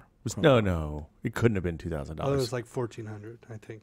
Split the difference. Sure. It was a very, very expensive for a Chromebook laptop because it had that high-resolution screen, the 2560 by 1700. And along with it, you would get 2 years of 150 megabytes a month of Verizon data plan for free. So basically like email. And then they gave everyone at Google I/O one last summer. And earlier this year, Verizon turned it off, and no one knew. No one complained. No one noticed. No one noticed. Ugh. They've now turned it back on and also are offering refunds, but that tells you how popular the Chromebook Pixel is. The one thing they did show was your notifications on your phone popping up on the Chromebook. So, like, if you get a phone call or your phone's about to run out of battery or something like that. So the demo that we saw like 3 weeks ago. Yeah, and it's the same thing that Apple showed with, yeah, exactly. Hey, everything. It's the thing that my Nokia phone did on Windows in 2002. You could run a little Nokia app on Windows if you had a Bluetooth dongle on your computer. It'd be like, hey, your phone's ringing. Hey, your phone's ringing. I'll say I'm a little jealous of that kind of functionality. You're a Mac user. Well, I'm a Mac user, but I'm an Android user, and I sometimes right now they're two outside of the cloud storage stuff that I'm using for the two of them. They're fairly separate devices. Yeah, and that kind of sucks. I do wish I could, because I never really check my phone all that much. I do wish I could get my texts. I think that, I mean, clearly both Google and Apple are trying to push people to commit all in on one platform or the other, because you get benefits. Now you'll have benefits from using all the way across the board. I think Apple has a much better position with that because they have a fully featured OS, and absolutely, and Google not so much. What would be smart for Google, which I don't think they do because they're fighting with Microsoft all the time, is to add that kind of functionality to Windows. I actually, weirdly enough, I had a domain called notify.me that I wanted to use for just a generic notification platform. Ooh. So that you could do all these types of things in a single app. Basically, you could set up whatever triggers you want. Yeah. Kind of like FTTT, but more notifying. Yeah, and a little bit more friendly. The biggest problem that I always have is, perfect example is last week. I'm getting stuff from Twitter. I'm getting stuff from email. I'm getting stuff from forums. I'm getting stuff from Zendesk, like support queue stuff, and I'm getting it from IRC. So 5 separate places. And they're all important. Yeah, they're all important. Every one of them I should respond to within, like 5 minutes if I can. And it's really hard to keep all that going in a way that. Well, it's also hard to share that stuff across, unless you sign up for like a customer service portal that'll aggregate all that stuff in one place. It's hard to share that across a team of. It's easy for one person to do it. It's really hard to take 2 people and split that between 2 people. So we actually can do it. We feed things through like a hip chat or something like that. So it's basically just a private chat room. And so it'll actually send those notices when they happen. Bad. The bad part is the response. Like you then have to go into each one of the individual apps to take care of them. You don't just get a link you can click on or something. So that kind of stuff I think is always like, that's the benefit of that shared environment is getting the text on one. It doesn't matter that it's a text. You can respond to it on your computer. Yeah. They didn't talk about glass. There were a lot of people in the audience shots wearing glass, looking kind of dorky. No one who presented wore glass. Nobody on stage wore glass. There's been a controversy about glass this week because they've updated the Explorer editions to use 2 gigabytes of memory instead of 1. And they're not updating the people who bought the 1 gigabyte versions. Well, they already gave them the option to get the second rev. That's true, but those people paid $1,500 in their Explorers. They're special. Wow. Norm. Wow. Did you see the Wired cover this month? No. Is Jerry Seinfeld with the story how to avoid glass holes. Oh boy. It looks like the Brad Pitt's Guide to Life cover. Where he's wearing the Bluetooth headset and he looks kind of like disgruntled. Yeah, exactly. But it was taken by the same photographer. I think it's that one. I think it's that story again, but for connected devices and the impact that they're having in our culture. Magellan was an explorer. Magellan was an explorer. Sir Edmund Hillary was an explorer. You know who else was an explorer? Those guys that go to the bottom of the deepest caves in the world. Did you read this article? Mm-hmm. It is an article worth reading. It was in the New Yorker. It is it's by the guy with the 2H name. It's about guys who go down into caves in the limestone mountains of Mexico and travel 3 miles deep, basically. Go underground for 30 days to find the deepest recesses of the biggest caves in the world.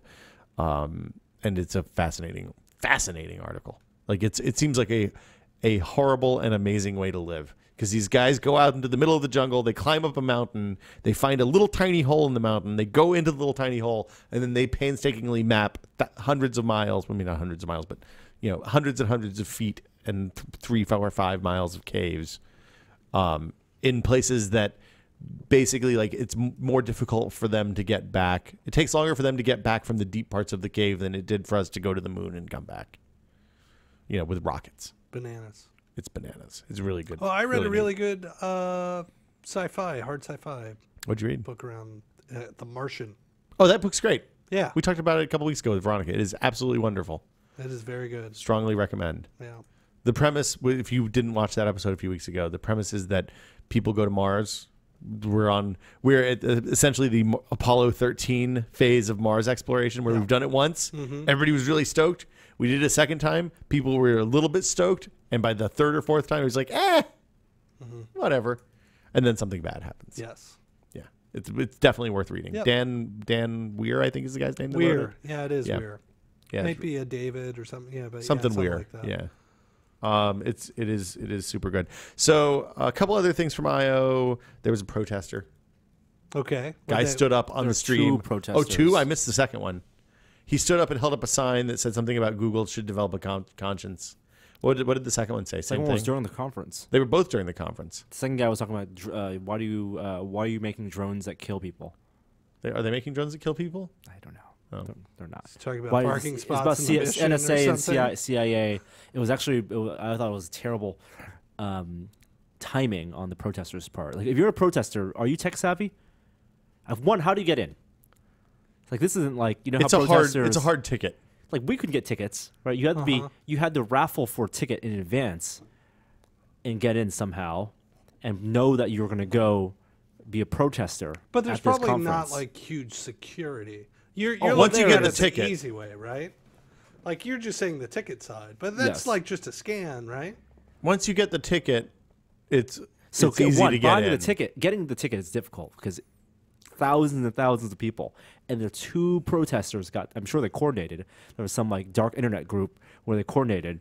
Maybe not that tech advanced, but they were like on their message boards figuring out a way to get tickets to plan this. So they get the ticket. I mean, maybe they were had very lucky. 3,000 people work to get tickets, and Sure. one of them, 2 of them hit the lottery. And, Perfect. Yeah. Okay. And then they assigned it to the 2 designated protesters.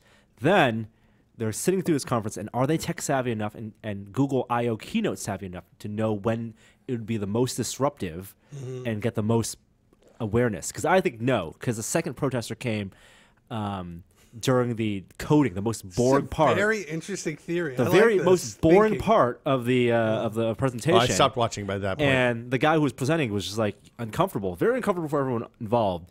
But he just kind of went on, and it took actually like at least 15 seconds for the security to escort that person out, and he was still yelling. But it wasn't as disruptive as if it was like a Larry Page. Like, does first guy does made the a joke. protester know, like have like a sheet in his hand of like, these are the executives I want to disrupt. That would be the most disruptive. No, dude. Sergey, Larry. What was his those are the costume? guys. Did he have a costume? They didn't throw cameras at him. No, the cameras did not go with the second guy. There's a 7-second delay now, I'm no, sure. No. I bet he just took a while and was hoping that there was going to be a big finish with Sergey O'Leary or something, and got nervous that it was going to not happen. So he right. just went ahead. So exactly. So you gotta get into the mind of this guy during the press conference. First of all, he's surrounded by other people who are The true genuinely believers. enthusiastic. yeah, but or they're also journalists. like nerdy, probably nice. And so like, somewhat anarchists, shy crypto people. anarchists? No, so they're like not going to be like, "Hey, stop it!" They'll just be like, well, "Who's this guy?" Exactly, but during leading up to that, if you're a developer, you're trying to be friendly. You meet other Google devs. Yeah. Do they have a backstory? Like, is What this do you Ocean's work 11? on? Sounds like I'm working on. I don't think anybody's going to think any differently of somebody who just doesn't respond or seems weird. or just sits there Yeah. quietly the whole It's time. engineers. Yeah. It's got to be nerve wracking the entire time, waiting for that moment. And then now, oh my god, I got the lottery, got the ticket in, I got in the building, got my sign. All my people are expecting me to throat, do this. I have no sore throat this morning. Drank plenty of honey. I can project, and then find the right moment. So the archive versions, will they keep this? Do we know this? I'm sure yet? they won't be there. But The I archive bet. version is already online. I think it's there. They have to keep them. Well, it's streamed live. So that's what I'm saying. It would It look went straight weird to if they YouTube. took them Yeah. out. It's there. I think it's there. I It's want. also because it was streamed live. I also noticed the best implementation of Google auto captions ever. Oh, I'm sure somebody was typing. Because it's pre-scripted. Oh, right. Because they just sent Yeah, the there script you straight go. from the rehearsals, so not real-time transcription. I bet that this means that there is much, much greater security anytime you do an event that's of this scale and it's streamed live. I bet there will be pat downs and metal detectors next year. Because imagine if those guys hadn't brought signs but had brought a bomb. I mean, that would be really bad. All it takes is one event, one bad thing to happen. Well, and that is enough of a warning that bad things can happen. That shit's going to get serious on that kind of nerd conference going forward. Oh boy. The cardboard. They handed out a piece of cardboard to everybody who was there. What was the cardboard? Was this like it's taped under your seats? We have something for you moment? Google I/O. There's a website that explains what the cardboard is. You, Dave, you were on it. It looked like some VR thing with NFC. So it's like an Amazon shipment box. You know when they put a Yeah. book in a box and you can unfold the cardboard, and it folds back together into a VR headset with a lens, and you put your phone with Velcro in the front of it. And then you can access a app or a website that you can experience the Google biggest VR. conceit of it that I saw was that they were like, "Hey, here we've given you the plan for this cardboard VR headset. Like, what are you gonna like? Who's gonna print that out and be like, No one. I want to cut this out? I want to see what the Google VR has to Yeah. offer. The funny thing is that kind of makes a joke of what is rumored to be a real product, which is Samsung's Oculus Rift goggles, which was Samsung's rumored to be creating, and likely based on things that we might have heard, plastic headsets where it's just a lens, no hardware, no electronics or screen, and you put your Samsung Galaxy phone in there, and through Oculus software and Samsung's hardware, you get to play Oculus platform games. Android apps are going to run on Chromebooks now. Also, sorry, Woohoo! there's a lot of Android apps. I guess that makes it useful for like when Dave's saying developers are adopting Chromebooks. It makes it a lot easier for people that need like third-party specific apps. Yeah, or if you wanna if you want to listen to podcast, RDO, yeah. Why not? Gives them easy access to that stuff without the devs needing to make something. But again, this is where I just get completely lost in all their naming terminology, where it's all basically the same exact thing. It's Android, except Chrome. Why is What there we a call it Chrome Android. store and I don't and understand. Google Play Store and a yeah. I'm lost. What happened to the Android store, Dave? Where's the Android store? I don't know. What happened to that mascot? Do they still use the mascot? Which one? The little robot guy, the Yeah. Android guy? Does Yeah, he he's show still up? there. I don't. If you go to Google, I haven't seen a sports game in a while, so I haven't seen a commercial for it. if you go to Google's campus, they're all like all the old ones, the cupcake and the donut and the Claire. They're all outside. All right. Okay, so that's the I/O stuff for the first day. I'm sure there will be more tomorrow. I bet tomorrow's keynote is all about the Google Glass. That's my theory.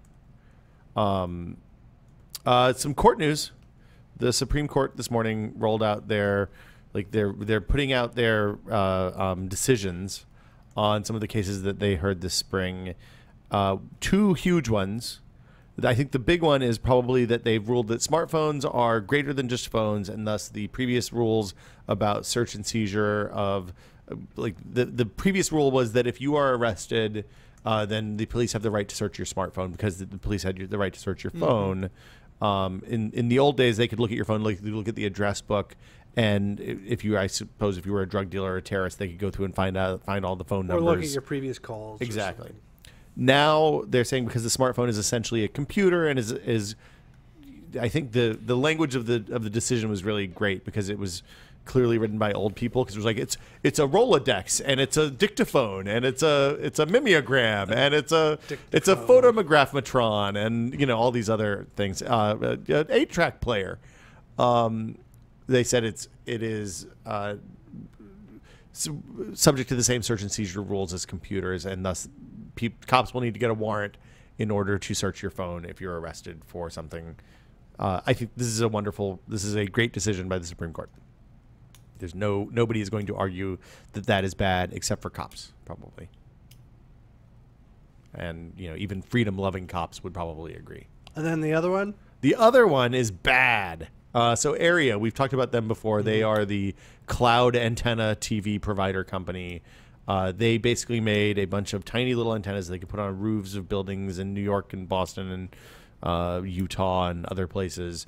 And then they rent to you for $5 or $8 or something like that a month an antenna and some DVR space in the cloud so that you can watch TV without them having to pay rebroadcasting fees to the TV networks.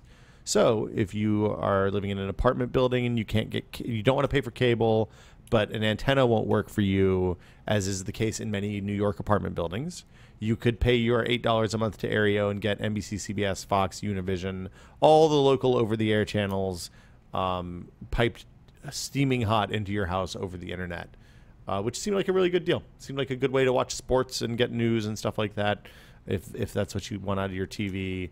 But the case went up through the courts. The networks, the broadcast networks, obviously felt that this was an infringement of their copyright,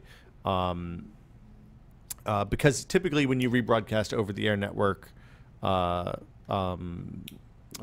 content, you have to pay rebroadcasting rights. So when you subscribe to Comcast, part of what Comcast pays is money to Fox, NBC, ABC, CBS, etc., to allow rebroadcasting of that content. The same as they do for ESPN and HBO and all the other networks that they provide. The the battle moved its way to the Supreme Court, and the end result was Aereo said, "Look, we're renting antennas.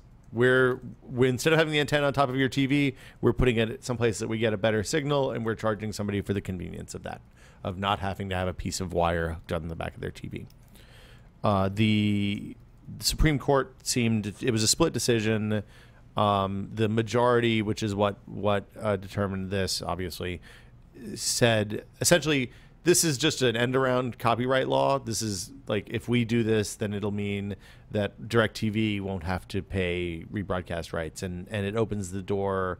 Like, Aereo clearly designed their entire business to exploit a loophole in copyright law. The dissent basically said, look, that's what lawyers are supposed to do, is find loopholes in law, and then if the Supreme Court's job isn't to plug loopholes, that's Congress. If Congress wants to plug the loophole, then they should plug the loophole. It's a brilliant idea. It is such a brilliant idea.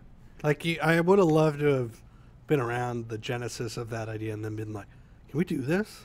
Like, you want to try and do this? Like, well, so Barry Diller backed it. Barry was one of the Fox founders, and it seemed like I assumed that they had enough lawyers on board when they started that they were pretty sure they were going to win.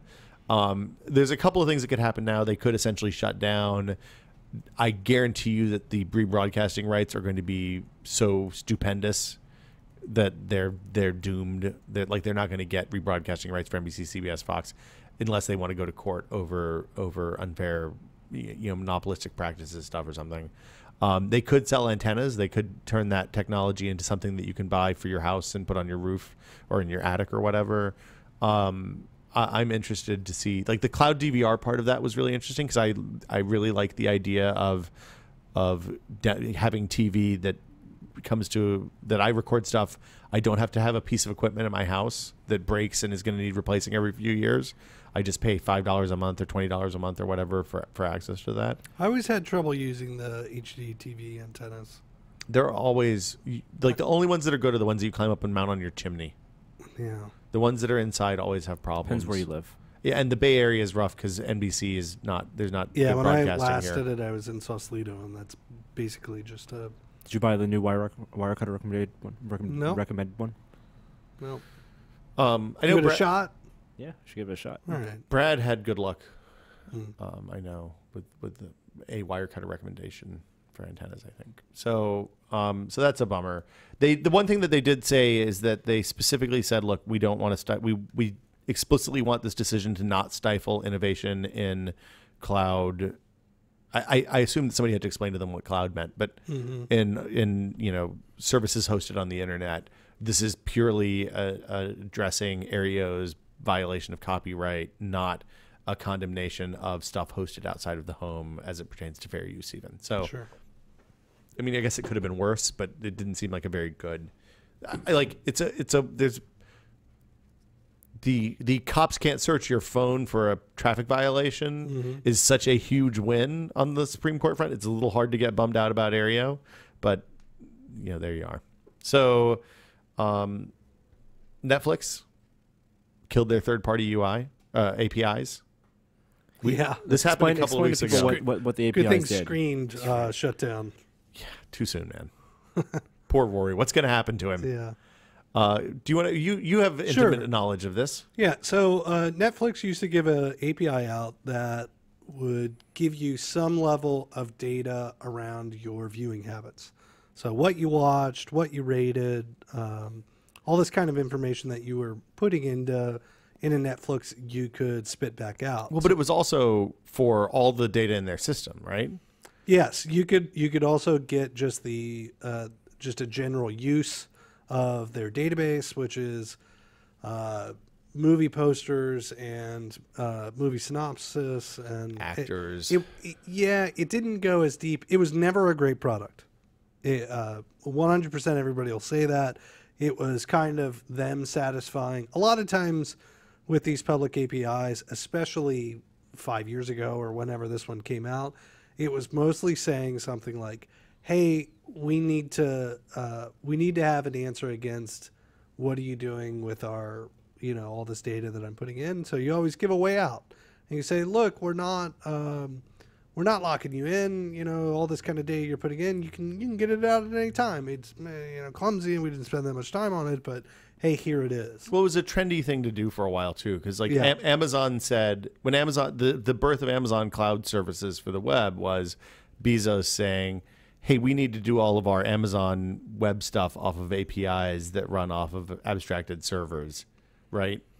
Or so the story goes. Yeah, I mean, this is more the data layer type stuff, but the reality of it is that as with any API that ever gets launched, what happens is you end up with, 100,000 people that try the thing out and don't really do anything clever with it. And then you've got 3 people that do something very, very good with it.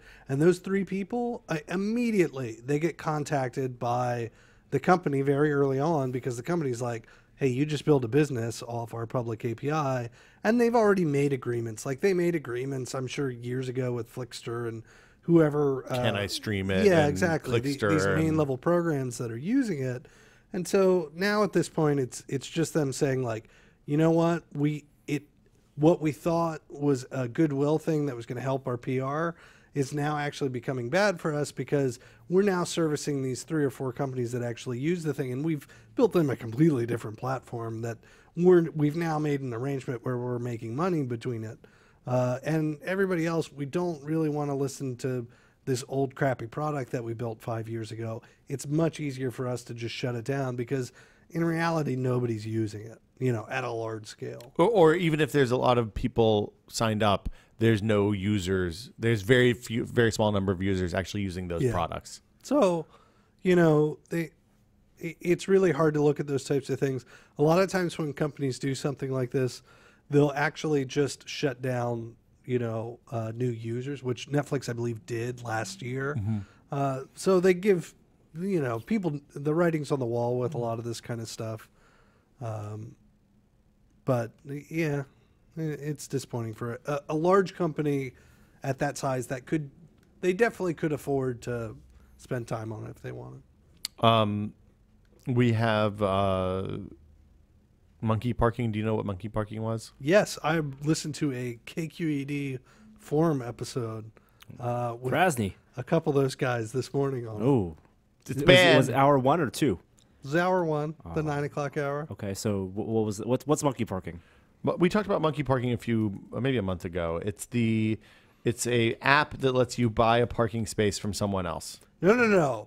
Will, you are buying the information of when someone is leaving. The city owns the space. It is not. Speaking Wait, of Are you loopholes, talking about sidewalk spaces, not driveway spaces? sidewalk Yes. spaces. Yeah. So if Metered parking. If I Oh, am metered parking. Yeah. I have a sweet metered parking space in North Beach, a highly contentious parking How do neighborhood. you have it? My car is currently habitating in that spot. I know I'm going to be leaving in 30 minutes, so I put a posting up on Monkey Parking that says, "Hey, if you want a space that my car is currently in, I will sit and wait for your car to arrive and then only vacate that space for your car in exchange for fungible currency, not Bitcoin." And with monkey parking specifically, it is bid based.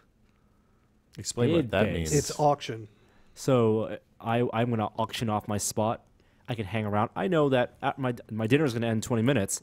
I'm going to turn on the auction it's just, now, and you know when the buy it now is. It's at the end, right? So it's right, when right, I'm but, leaving. but I can like set the auction like mid dinner, and hopefully people are going to auction off. Well, it's just bid for- automatically an auction. So Okay. you'll say, "Hey, I'm going to leave in 30 minutes." Right. That's as long as the auction lasts, right there. So Right, people right. could. And then keep how upping high it. do these bids go? $100 in some cases. $100 for a parking spot Yeah. in San Francisco. San Francisco is pretty hard parking. And there's a lot of people that are dumb and have a lot of money. And want to pay for convenience and don't want to drive around. I have like magic parking abilities, so You are a good parker. The arguments, the funny arguments that come from the people that make these this kind of software and stuff is that they're saying that 30% of the people that are on the road are just looking for parking. 45%. 30. I can see that. This is the problem that the self-driving car is supposed to solve. Yeah. Those cars will just drive around until somebody picks them up. Until somebody needs to pick up. Well, I don't need a car. If So I it live got in the city, banned? I don't need a car most of the time. So it got banned? Got banned. They're all, by who? By The city, which the city? DA, City of San Francisco's DA was like, nope, we're not going to allow this. So the funny part is there's a couple different competing apps and they're all trying to like frame their business model as just slightly Just different. like Airbnb is supposed to Yeah. encourage social interaction between travelers and locals. Yeah. You know, ask Kessler how social interaction between travelers and locals worked when he stayed in those hostels.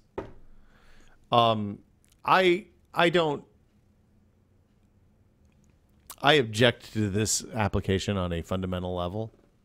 You are selling something that you do not own. And that's a public use. Yeah. Like it is a thing that would be like me saying, well, I'm going to sell you access to the fire hydrant out in front of my house to fill your tank with water. And yet the city does nothing about the hobos who are supposed to tip $5, or else they'll F up your car. They're your protection money for your car. That is, I pay those hobos every time. I moved from this land of Providence. The hobos look out for you and moved to They the look out for county you. of Great They Baking. won't they will protect your car from leaders. And I from saw slingers. a guy today with Is that true? I saw a guy today with a sign. As in they won't do it. Had Yeah, a okay, fair enough. had a cardboard sign that had nothing on it. It was just a piece of cardboard. If the hobo waves you Maybe into he an had it empty the wrong spot in way. the car, that's a bad. I that's felt bad. really bad. I used to it live was- in. Oh, go ahead, Dave. Yeah. No, it was fine. It's just it's the city's getting weird. I used to live in one of the neighborhoods frequented by the hobo parkers. Mm-hmm. Yeah, when I lived south of Market in the Club District, it was like street parking. It was hard because like you didn't want to be the no, dude. I live here. I'm not going to Slim's. I'm not here to have fun. And this is just like my hobo valet parking. Yeah. I'm gonna go get groceries and take them up to my house and then go find a parking space. But you feel like you have to pay the protection money because you didn't want to come back to the human feces on the hood of your car. Sure. It's bad. It's a bad scene. Last thing on the news, I hesitate to even bring this up, but on I Fucking Love Science this morning, there was a device used in reproductive clinics in China. It is an automatic sperm extractor for humans. Extractor. Yes. Is it self-use? It is I'm going to paint a word picture for the people that aren't Please on do. It is a pink and white device. Hold on, I'm just going to go to the link. Racist. What? No. It is a column, adjustable height.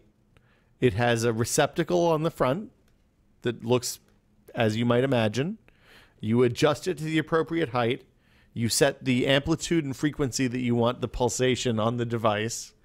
And then it collects your specimen for you if you're not comfortable with the traditional method of specimen collection at this type of clinic. It's the milking machine from Mr. Show. It is the milking machine from Mr. Show. Oh my God! It has a screen, so if you need extra help, you can get it. And wait, where's the screen? it's on top, so you look down. It looks like a. Is there an arm? It looks like a stand scale. It looks like the kind of scale that you stand on. That you like put a nickel in. It tells you how much you weigh. Like, is this product like with a wink that says like, hey, buddy, we know. The terrifying thing about this device, I can't move anymore.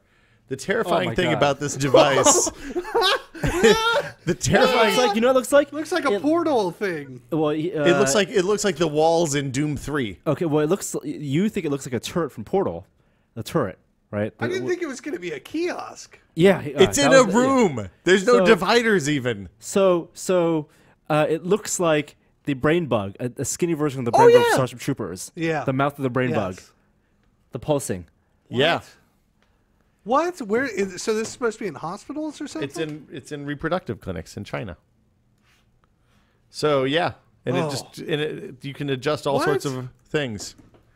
I don't like the fact that it's in just like there's a wall that like you're just in a room and there's like 30 of these up against a wall and there's little feet that you put your feet on. I hope that this is a video from a trade show and not an actual in clinic use. Anyway, so there you go. That's your horror for the day. Now it's time for drone news. We still have a theme for drone news, guys. I guess it should be like a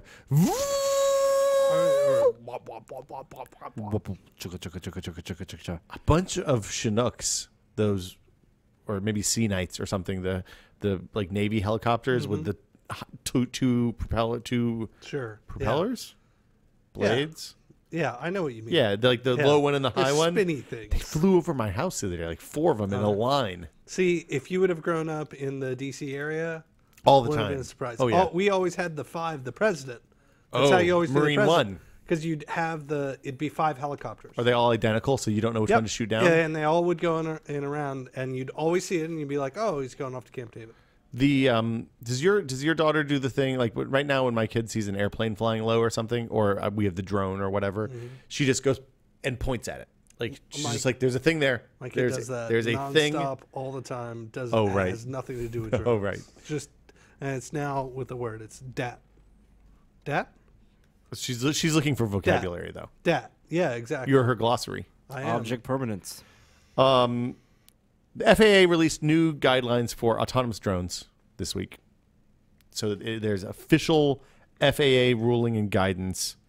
It's all the same stuff that they've said before, it seemed like to me. Did you see anything different, Norm? I didn't see the guidelines. Oh, it's no commercial use. Follow the hobbyist guidelines. Was also very specific against saying that it was targeted towards Amazon specifically because it said that you could not, even if you provided the delivery for free as part of an external service, you couldn't do that either. It's basically saying no deliveries, period. I don't think that, like, I've seen that interpreted a bunch of different ways though. It outlawed using model aircraft for a number of activities, including delivering packages for a fee or even delivering packaged for free, as Amazon tends to do. And Amazon said they're going to go on. They're pushing ahead.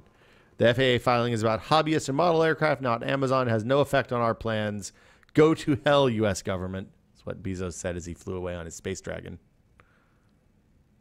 I don't have feelings about this really. On a space drone. Space drone. Yeah, he has a drone with a saddle on it.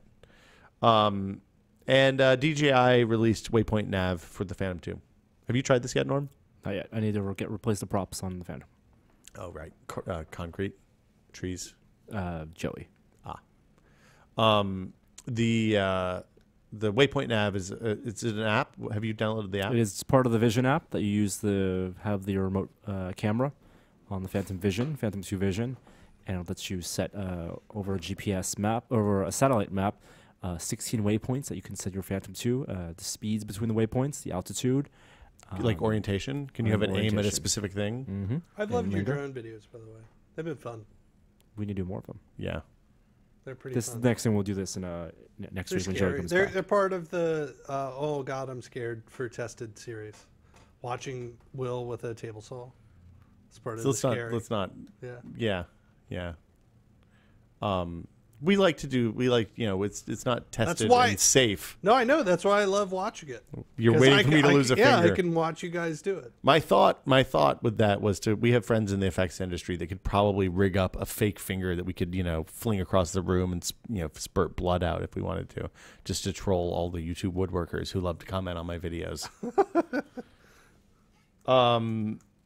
That's it for news this week, unless anybody has anything else. I'm going to play some music and we'll go to what we've been testing. Norm, you good? I'm good.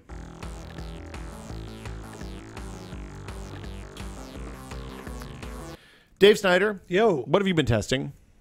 Man, I've been testing every day.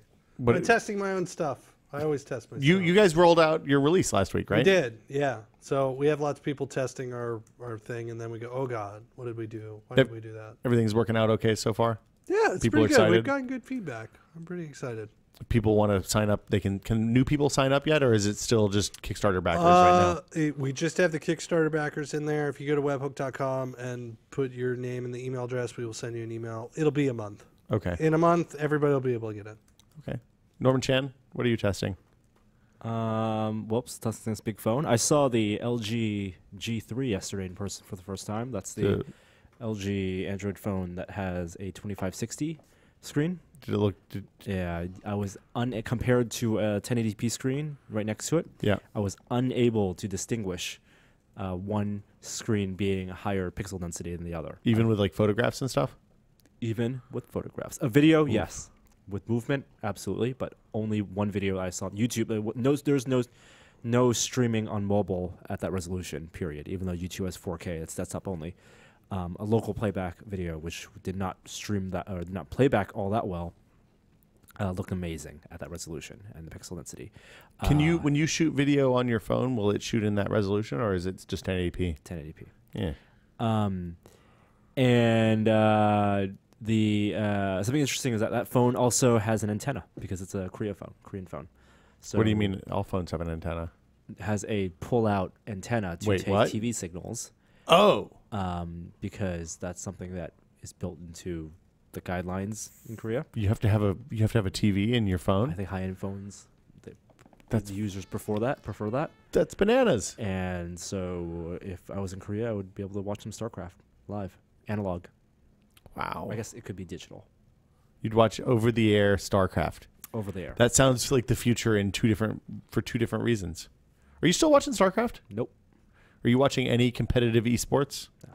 Never moved into the MOBA scene? You're not Smider. building your compendium? Dave, are you building a compendium? No. Are you playing any games these days? Kind of lightly. I started playing the new Shadowground or Shadowrun? How's that?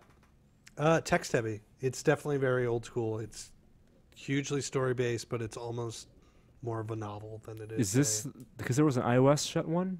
Is this like It's the it's the same same- one, I okay. think. And so they made a DLC that was a little while ago. I've also been playing that WildStar. I don't know. The WoW with guns? The Space WoW? Yeah, it's basically Ratchet and Clank. Oh, I like Ratchet and Clank. If you like Ratchet and Clank, it's the same dumb humor and kind of look to it. Yeah. quickly black or white? Black or white? Black or white? Black. Okay. Yeah. The watch or phone? Watch. Okay. Anything else you've been testing, Mr. Chan? Bam. Soon be testing an Android smartwatch. Just tested the Google Play Store. I think Smarch. $10 for shipping. That's Google Play. Do I want next day? Yes. Delivered by a drone. Oh, only $7 more for next day. Perfect. Leaves the warehouse July 3rd. I could have this for July 4th weekend. Click it. I remember when I did this for Nexus and it totally ruined. Real time. We had to buy our stuff for testing and order place. That's it. LG watch, the Black Titan color. That color is Black Titan. I think you maybe should have gotten the white one. The I changed my mind. Dave, you're wearing a Destiny. And I got the receipt on my Pebble. Their smartwatch. Dave, you're wearing a Destiny T-shirt. Did you play Destiny? No. I don't know anybody who played Destiny. I want to know more about it. It's this T-shirt. It's a really nice design. It was given free T-shirt, but it's super. Is it soft? It's nice. Yeah. Does it taste like it? Does it taste good? I don't know about taste. Okay. I don't taste my shirts very often. I like to taste some clothes. They probably taste like whatever my kids spilled on it. Yeah. Will, what have you been testing? Oh, I went backyard camping last weekend. That's right. I got a tweet. I got a DM from you at like 10 o'clock. Yeah, that's about right. That was asking me about sleeping stuff and camping, and I was like, "Where is he camping that he can actually send me?" Everywhere we would Twitter camp message. has messages, has data. And then the next message you sent me was, "Oh, I'm in my backyard." Well, so we wanted to, as I touched on ever so briefly last week, we're ramping up to go camping with a small child. It is we are not well established small child campers. We haven't driven across the country camping and driving along the way, or gone on extended bluegrass festival camping trips with a young child. We wanted to see how it was going to be, because I don't like breaking down camps at 1 o'clock in the morning. It's not my favorite thing to do. Nope, sometimes it goes bad. Yeah, so I wanted to make sure that the first experience was positive, both for the child and for my sanity. And the first night was real hard. She didn't like that. We ended up sleeping inside. Oh, no. Second night was great. She went out, laid her down, went right to sleep, slept through the night. She woke up when we came in later, went right back to sleep after that. Put her on an air mattress between Gina and me, and she snuggled right up and had a seemingly very nice time. She was very excited to wake up in the morning. And she's like, you go outside and play right now? That's awesome. That's really good. And she likes bubbles, so we took bubbles. So we're going to go on a real camping trip. But buying camping stuff is fun. It is. Camping stuff is gear. You can get very expensive. It can be Portlandia style. Oh, you can get crazy, yeah. And they're not like a pure monopoly, but as far as a kind of big store or whatever, REI makes it pretty easy. Well, you have like Sports Basement and all that kind of stuff. Those kinds of stores have stuff too. But like, yeah, REI, it's nice. They have. Yeah, you always feel like I always feel like REI is kind of a Portlandia experience, because you go in there and those dudes in there are like hard. You look at them and you're like, you're the kind of guy that can take a backpack and go walking for 14 days, no problem, right? But they don't judge you when you come in and buy a 6 pound air mattress, or a 22-pound 6-man tent that is ridiculous and huge. They're the easygoing, moderately hippie sort. Yeah. Yeah, when I was looking at the air mattress, he said, for the one I bought for Gina, because I have my old backpacking one, he was like, I had a friend who moved to town, and when she didn't have a bed yet, she just slept on this for 3 months. It was great. Yeah. I was like, Wow. High-end camping, Yeah. low-end living. yeah. Wow. Okay. Good to know. So, yeah. You could also Craigslist a bunch of camping stuff. It is the kind of thing like exercise equipment that people buy, use, and it either goes in the closet and use maybe twice a year, once maybe. or twice a year, or gets Telescope. much like Or a I kayak. got dibs on whenever you've resigned to not using it. I was so bummed. I brought it out in that blood moon, and it was not the best day. To be Foggy. out there, yeah. Yeah. Anytime something cool happens in the sky where I live, I just assume I'm not going to see it. Yeah, but like sleeping bags, I believe in. I'm a fan of buying sleeping bags new.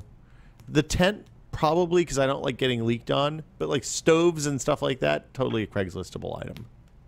Get that in the fall, though.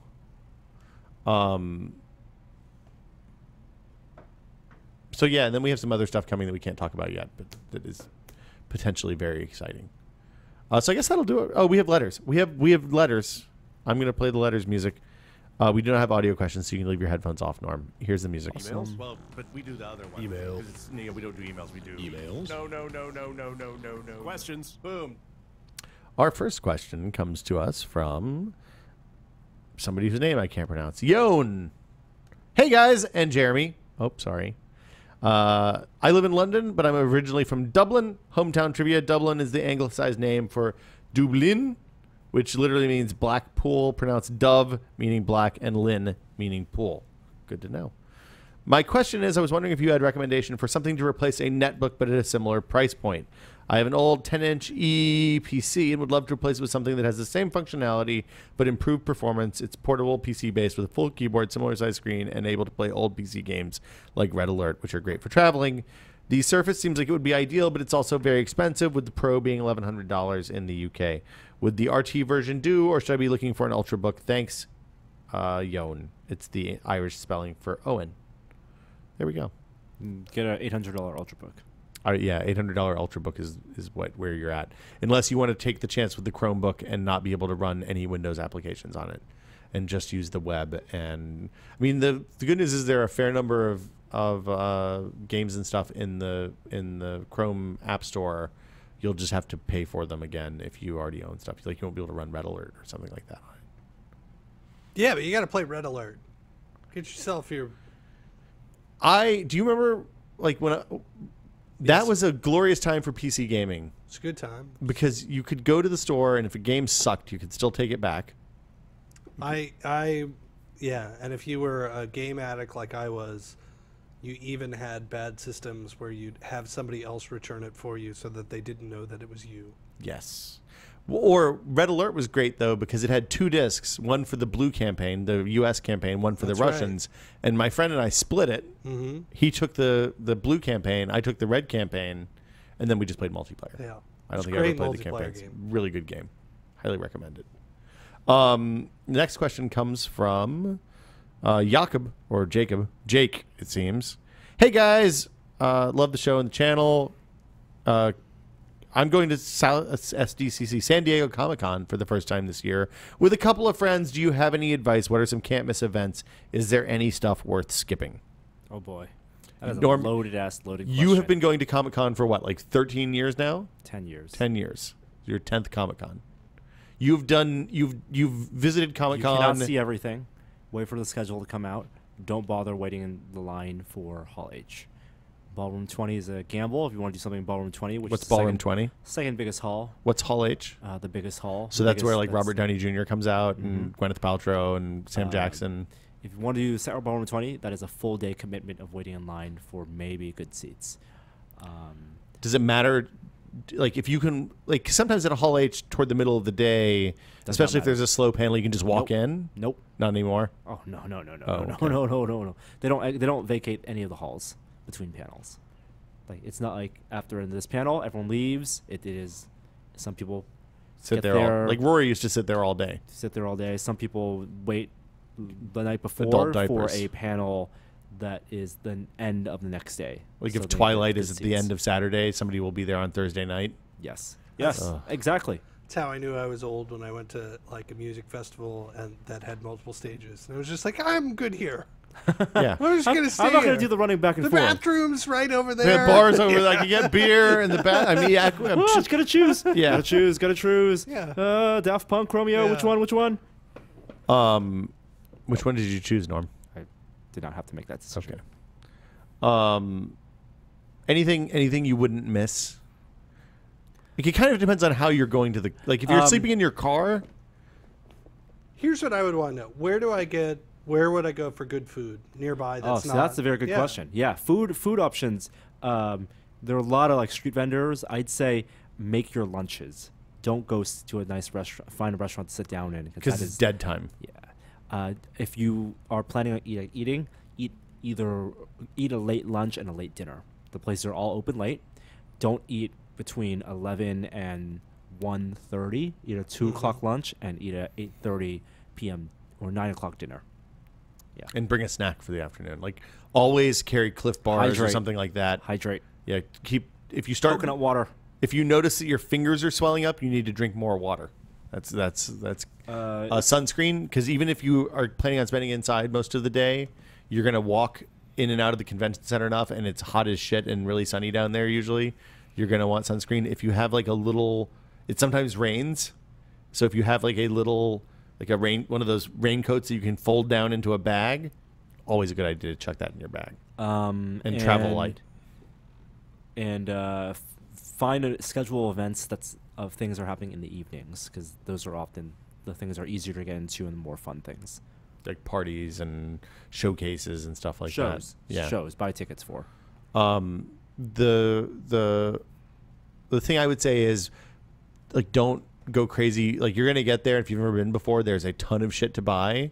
Don't go crazy buying stuff until you've walked around long enough to kind of get the lay of the land and make sure that you don't blow all of your buying stuff money on the single figurine. Yeah, on one thing, and then like 3 hours later, you're like, oh my god, I made poor choices. Do you buy a lot of stuff when you go, Norm? I used to. Yeah. Flying down recently makes it difficult. You can ship stuff. There's like FedEx stations in the convention center, but it's fairly expensive. Don't grab the freebies.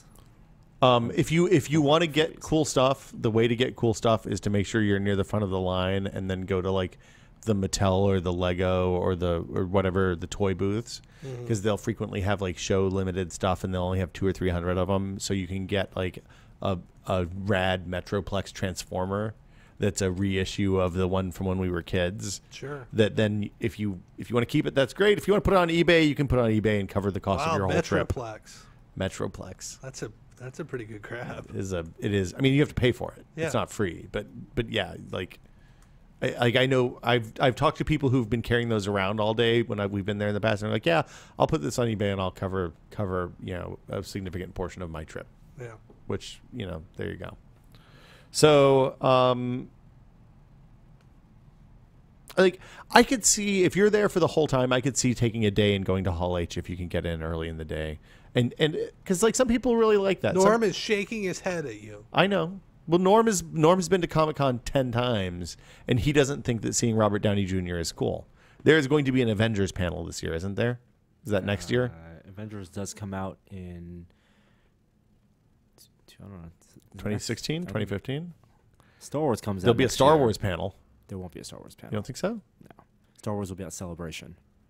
I bet there'll be a Star Wars panel. Avengers 2 comes out 2015, so there very well could be an Avengers panel. Yep. So if you want to see, like, don't spend every day there, but if you want to take a day and go sit in that big ass hall and see famous people, like, it is a neat thing to do. For me, once maybe. I'd rather have Metroplex. I mean, I would buy Metroplex and go back to my hotel room and play with Metroplex all day. But there's a lot of cool stuff that you can kind of only get at Comic-Con. So if you're into toy collection or figures or stuff like that, then it's a good place for that. So, so there we go. That's Comic-Con. Anything you wouldn't do, Norm, besides going to Hall H and seeing famous people? We have a couple of restaurants that we really like, but I don't know if I want to give them out. Yeah. There's a bunch of good there's a bunch of good brew pubs in like the Gaslamp area of San Diego. Don't take the pedicabs. The pedicabs are really expensive and they are slow, and I always feel bad because it's some like 92-pound girl pedaling my tubby ass up a hill. Mm-hmm. And then she charges you $35 and you're like, well, that was a bit much for that. I could have just walked for $35. I'm trying to think what else. Yeah, buy a pallet of water for your hotel room. Multiple pairs of shoes. Alternate shoes so you don't wear the same pair of shoes 2 days in a row. Oh, it's fine. It's just gel it. Dr. Scholl's. I ruined a perfectly good pair of tennis shoes when you told me to put Dr. Scholl's in them. It's comfortable. Never been the same since. Cripplers. Anyway, that'll do it for us today. Dave, people can find you on Twitter at EnemyKite or at webhook.com. Yes. It looks like the Westinghouse logo, but it's totally your thing. Yeah, I don't know. I did a little drawing, and somebody told me the Westinghouse. I was like, sure. Yeah. That's a bitchin' logo. That's an okay thing to do. I got no problem Yeah. being close to it. There you go. When can people sign up for your service just in general? Is that coming up soon? It'll be July 21st, I think. So Somewhere a around couple then. weeks from now, a few weeks. Well, we're at Comic-Con. Yeah, we're just in the, and if you ask me nicely on Twitter, I'll probably let you in or like. There you go. Norman Chan, what's going on with you? What are you doing this weekend? Anything fun? I'm going to the Planet of the Apes Ooh. premiere. I'm excited for that. Is it the San Francisco premiere or the world premiere? I am not sure. There could be a red carpet. One of my favorite fonts. Is Planet of the Apes. Yeah. The original? Just that big chunky ass font. I'm going to the press junket. I've somehow weaseled into. What are you going to do at the press junket? A one-on-one interview with the VFX supervisor with the backdrop, the ET style, Entertainment Hollywood style. That will be premium content. There'll be logos. There'll be logos. Are you in the shooting back, video? behind. You cannot bring any camera equipment. Really? They shoot it and hand you footage? And they hand you an SD card with the video. Wow. Yep. Do you have to give them an SD card? I don't believe so. You should take one just in case. Wow, that is crazy. Are you gonna ask all the questions like, how did you handle all those apes? Like, where did you get all of them? No, How smart are seriously. they? What's You your pick the smartest apes? What's your ape? What's your poo disposal? How do you pick a smart ape? I noticed that none of them were wearing diapers. No, seriously though, like, how did you get them to hold that pitchfork? How many extras did you lose to the apes? They're very strong. Wow. We'll see that. The junket interviews gone wrong are one of my favorite, like, Or gone exceptionally right. yeah, like the Mila Kunis one is the one I always think of where she just completely went off script and was just like, fuck it, I'm done. I'm going to answer this kid's dumb questions and as dumb as possible. Junkets are weird. A horde of PR people around. Scrap that experience. Try to get the PR And this people. is the big one, right? Because it's San Francisco. Yeah, I think that's why the premiere is here. Yeah. Is because it's in San Where is Francisco. it premiering? The Kabuki or at Let the? me see what time does this podcast come out. Tomorrow. I will sorry. not say. Yeah, okay. Is this On the Golden Gate Bridge. is this the follow up of? This is not a follow up to the Tim Burton Planet of the Apes movie. This is a Correct. follow up to the Rise of the one Yes. with Caesar. good one. That It was movie is good. great. Yeah. Andy Serkis. Yeah, it was really good. That guy's good. I don't think the Tim Burton one is canon. Oh, really? They just swept that one under the rug. It's like Yeah. the Matthew I'm a Broderick pretty big Godzilla. Planet of the Apes fan, and Tim Burton ones. Rank your Planet of the Apes. What are the best? The first one, obviously, always the Yes. best. Bright Eyes.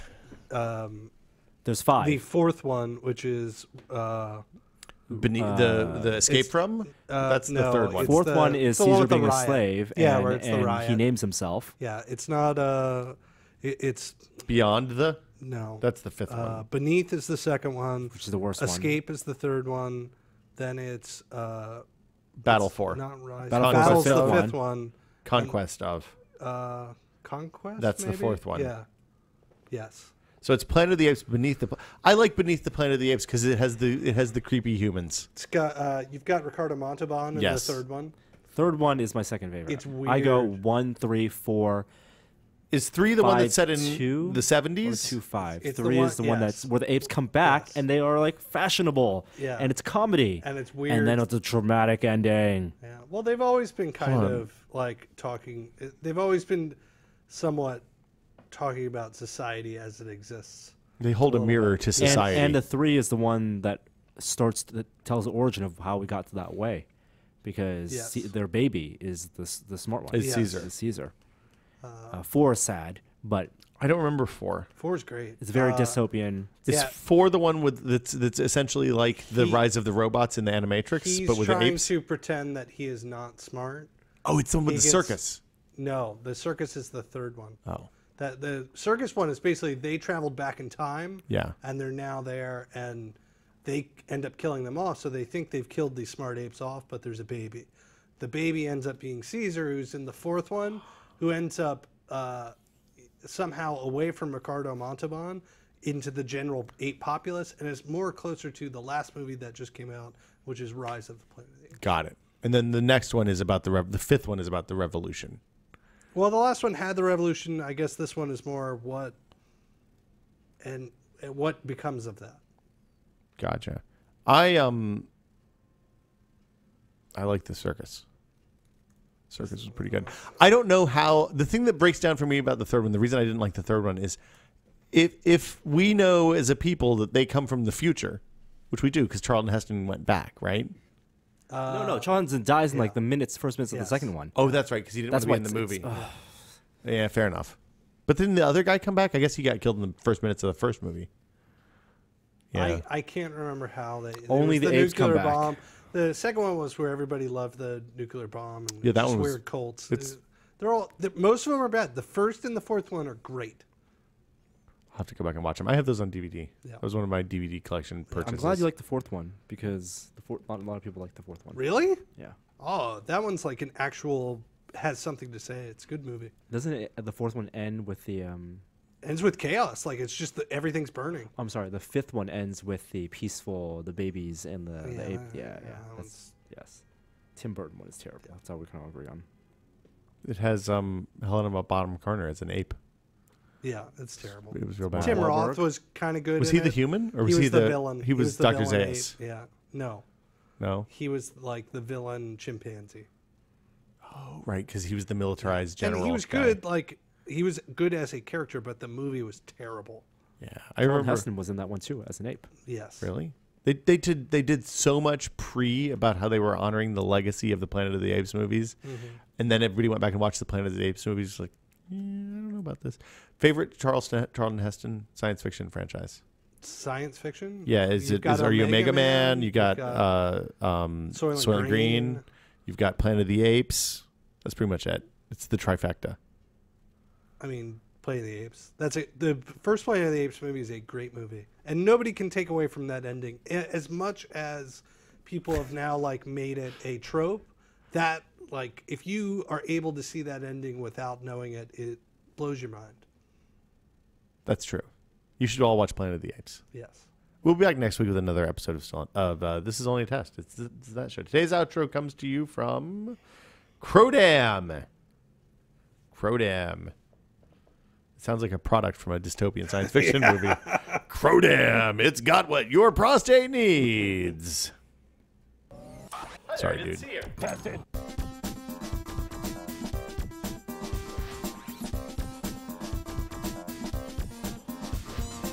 And you can assume that if there's more tip hitting, it's your pressing harder.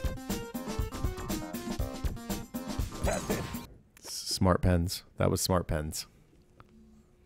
Bye, guys. Bye.